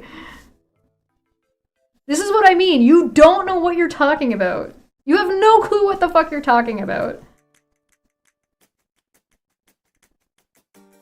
There's also more psychological harm done to the surrounding areas. Yeah, you want to be the person who's got to clean the subway that somebody jumped in front of? My guy? You want to clean up the person that's got a little bit over there, a little bit over there, a little bit up over there? You want to be the guy, you want to be the cop that has to shoot the suicidal person?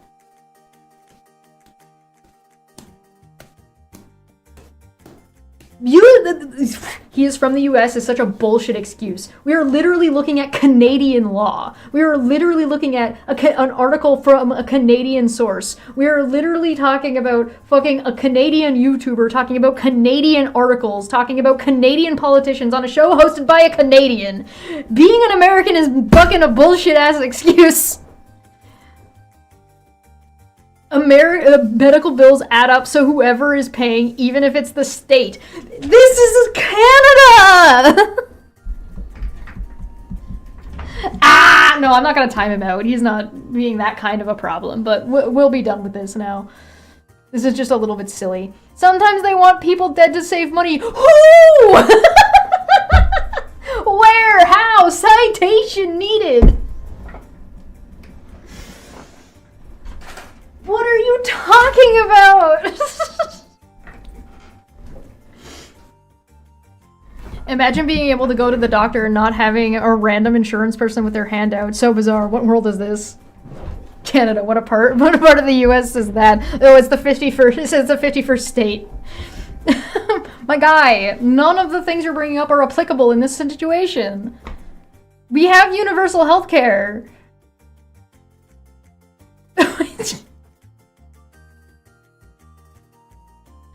Because no other country exists. Oh, right. Yeah, of course. I'm not saying they're not mistakes. I'm saying what you're bringing up is not applicable. Voluntary. And again, how could you possibly know that somebody who got assisted suicide and wanted to die regretted it after the fact? Define mistake. How is that, like... How could you... You can't know they're dead. They can't possibly regret their decision. They're fucking dead. And they're the one making the decision. We're just providing them every consideration possible. And providing them every avenue and alternative possible. And every step of care and consideration and assurances possible. Including end-of-life decision-making stuff like, you know, funeral arrangements. And if you look at the Veterans Affairs, they're giving, like, things like...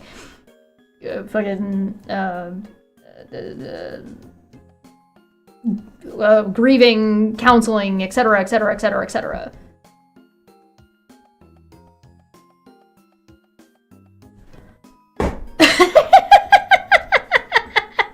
Maybe he's a secret necromancer.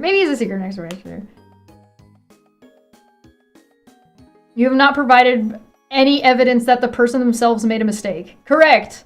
How could you possibly know if they did? This isn't a difference of opinion, my guy. You're just talking nonsense.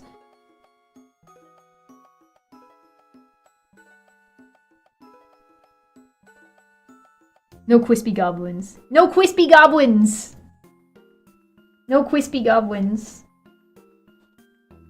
My guy, this is not a matter of a difference of opinion. It's just you're full of shit right now. Like, you're just throwing bullshit at the wall.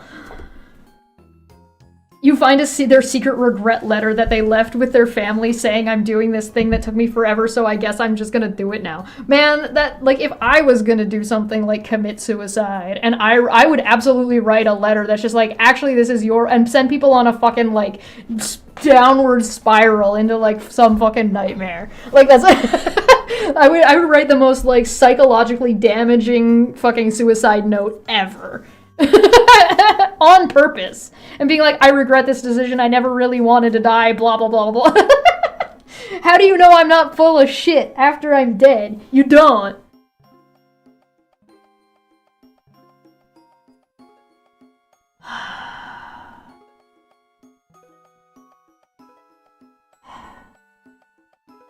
People being driven to suicide via coercive control is not an issue for MAID. We already went over this. This is an issue of a different crime being committed. Which is a crime, by the way. Coercing somebody into suicide is murder.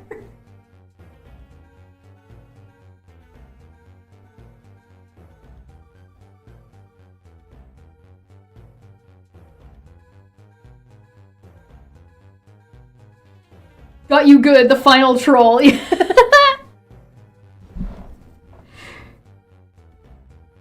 Chesh, my one regret, I never shaved my head because Aaron didn't make that bet.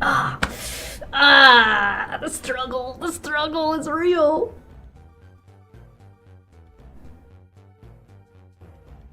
Do that and leave clues to a secret note that says LOL JK. Yeah, no, that's exactly what I would do. LOL JK got him. And it's like a picture of me going...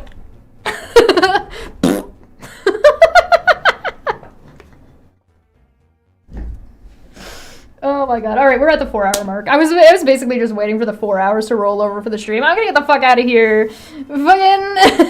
This was fun. I actually had a good time doing this discussion on both accounts, both the MAID discussion. I guess this stream about, like, Mark Carney's true colors is, like, giving us so many topics to jump off of and, like, chat about and, like, go through. So hopefully you learned something. Hopefully you learned a little bit about argumentation. Hopefully you learned about how to navigate these kinds of conversation, what you want to do.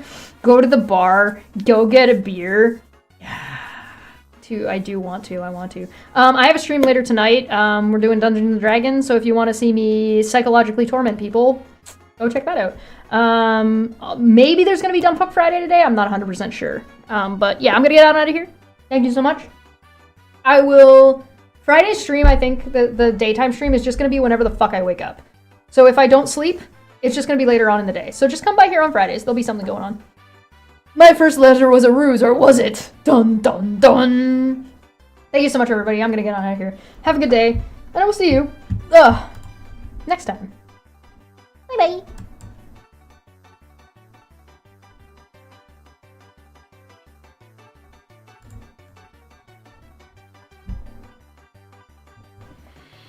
You don't want to be like this. This is disgusting. This is awful in every way. If I could kill it, I would. But I legally can't. But I've considered it.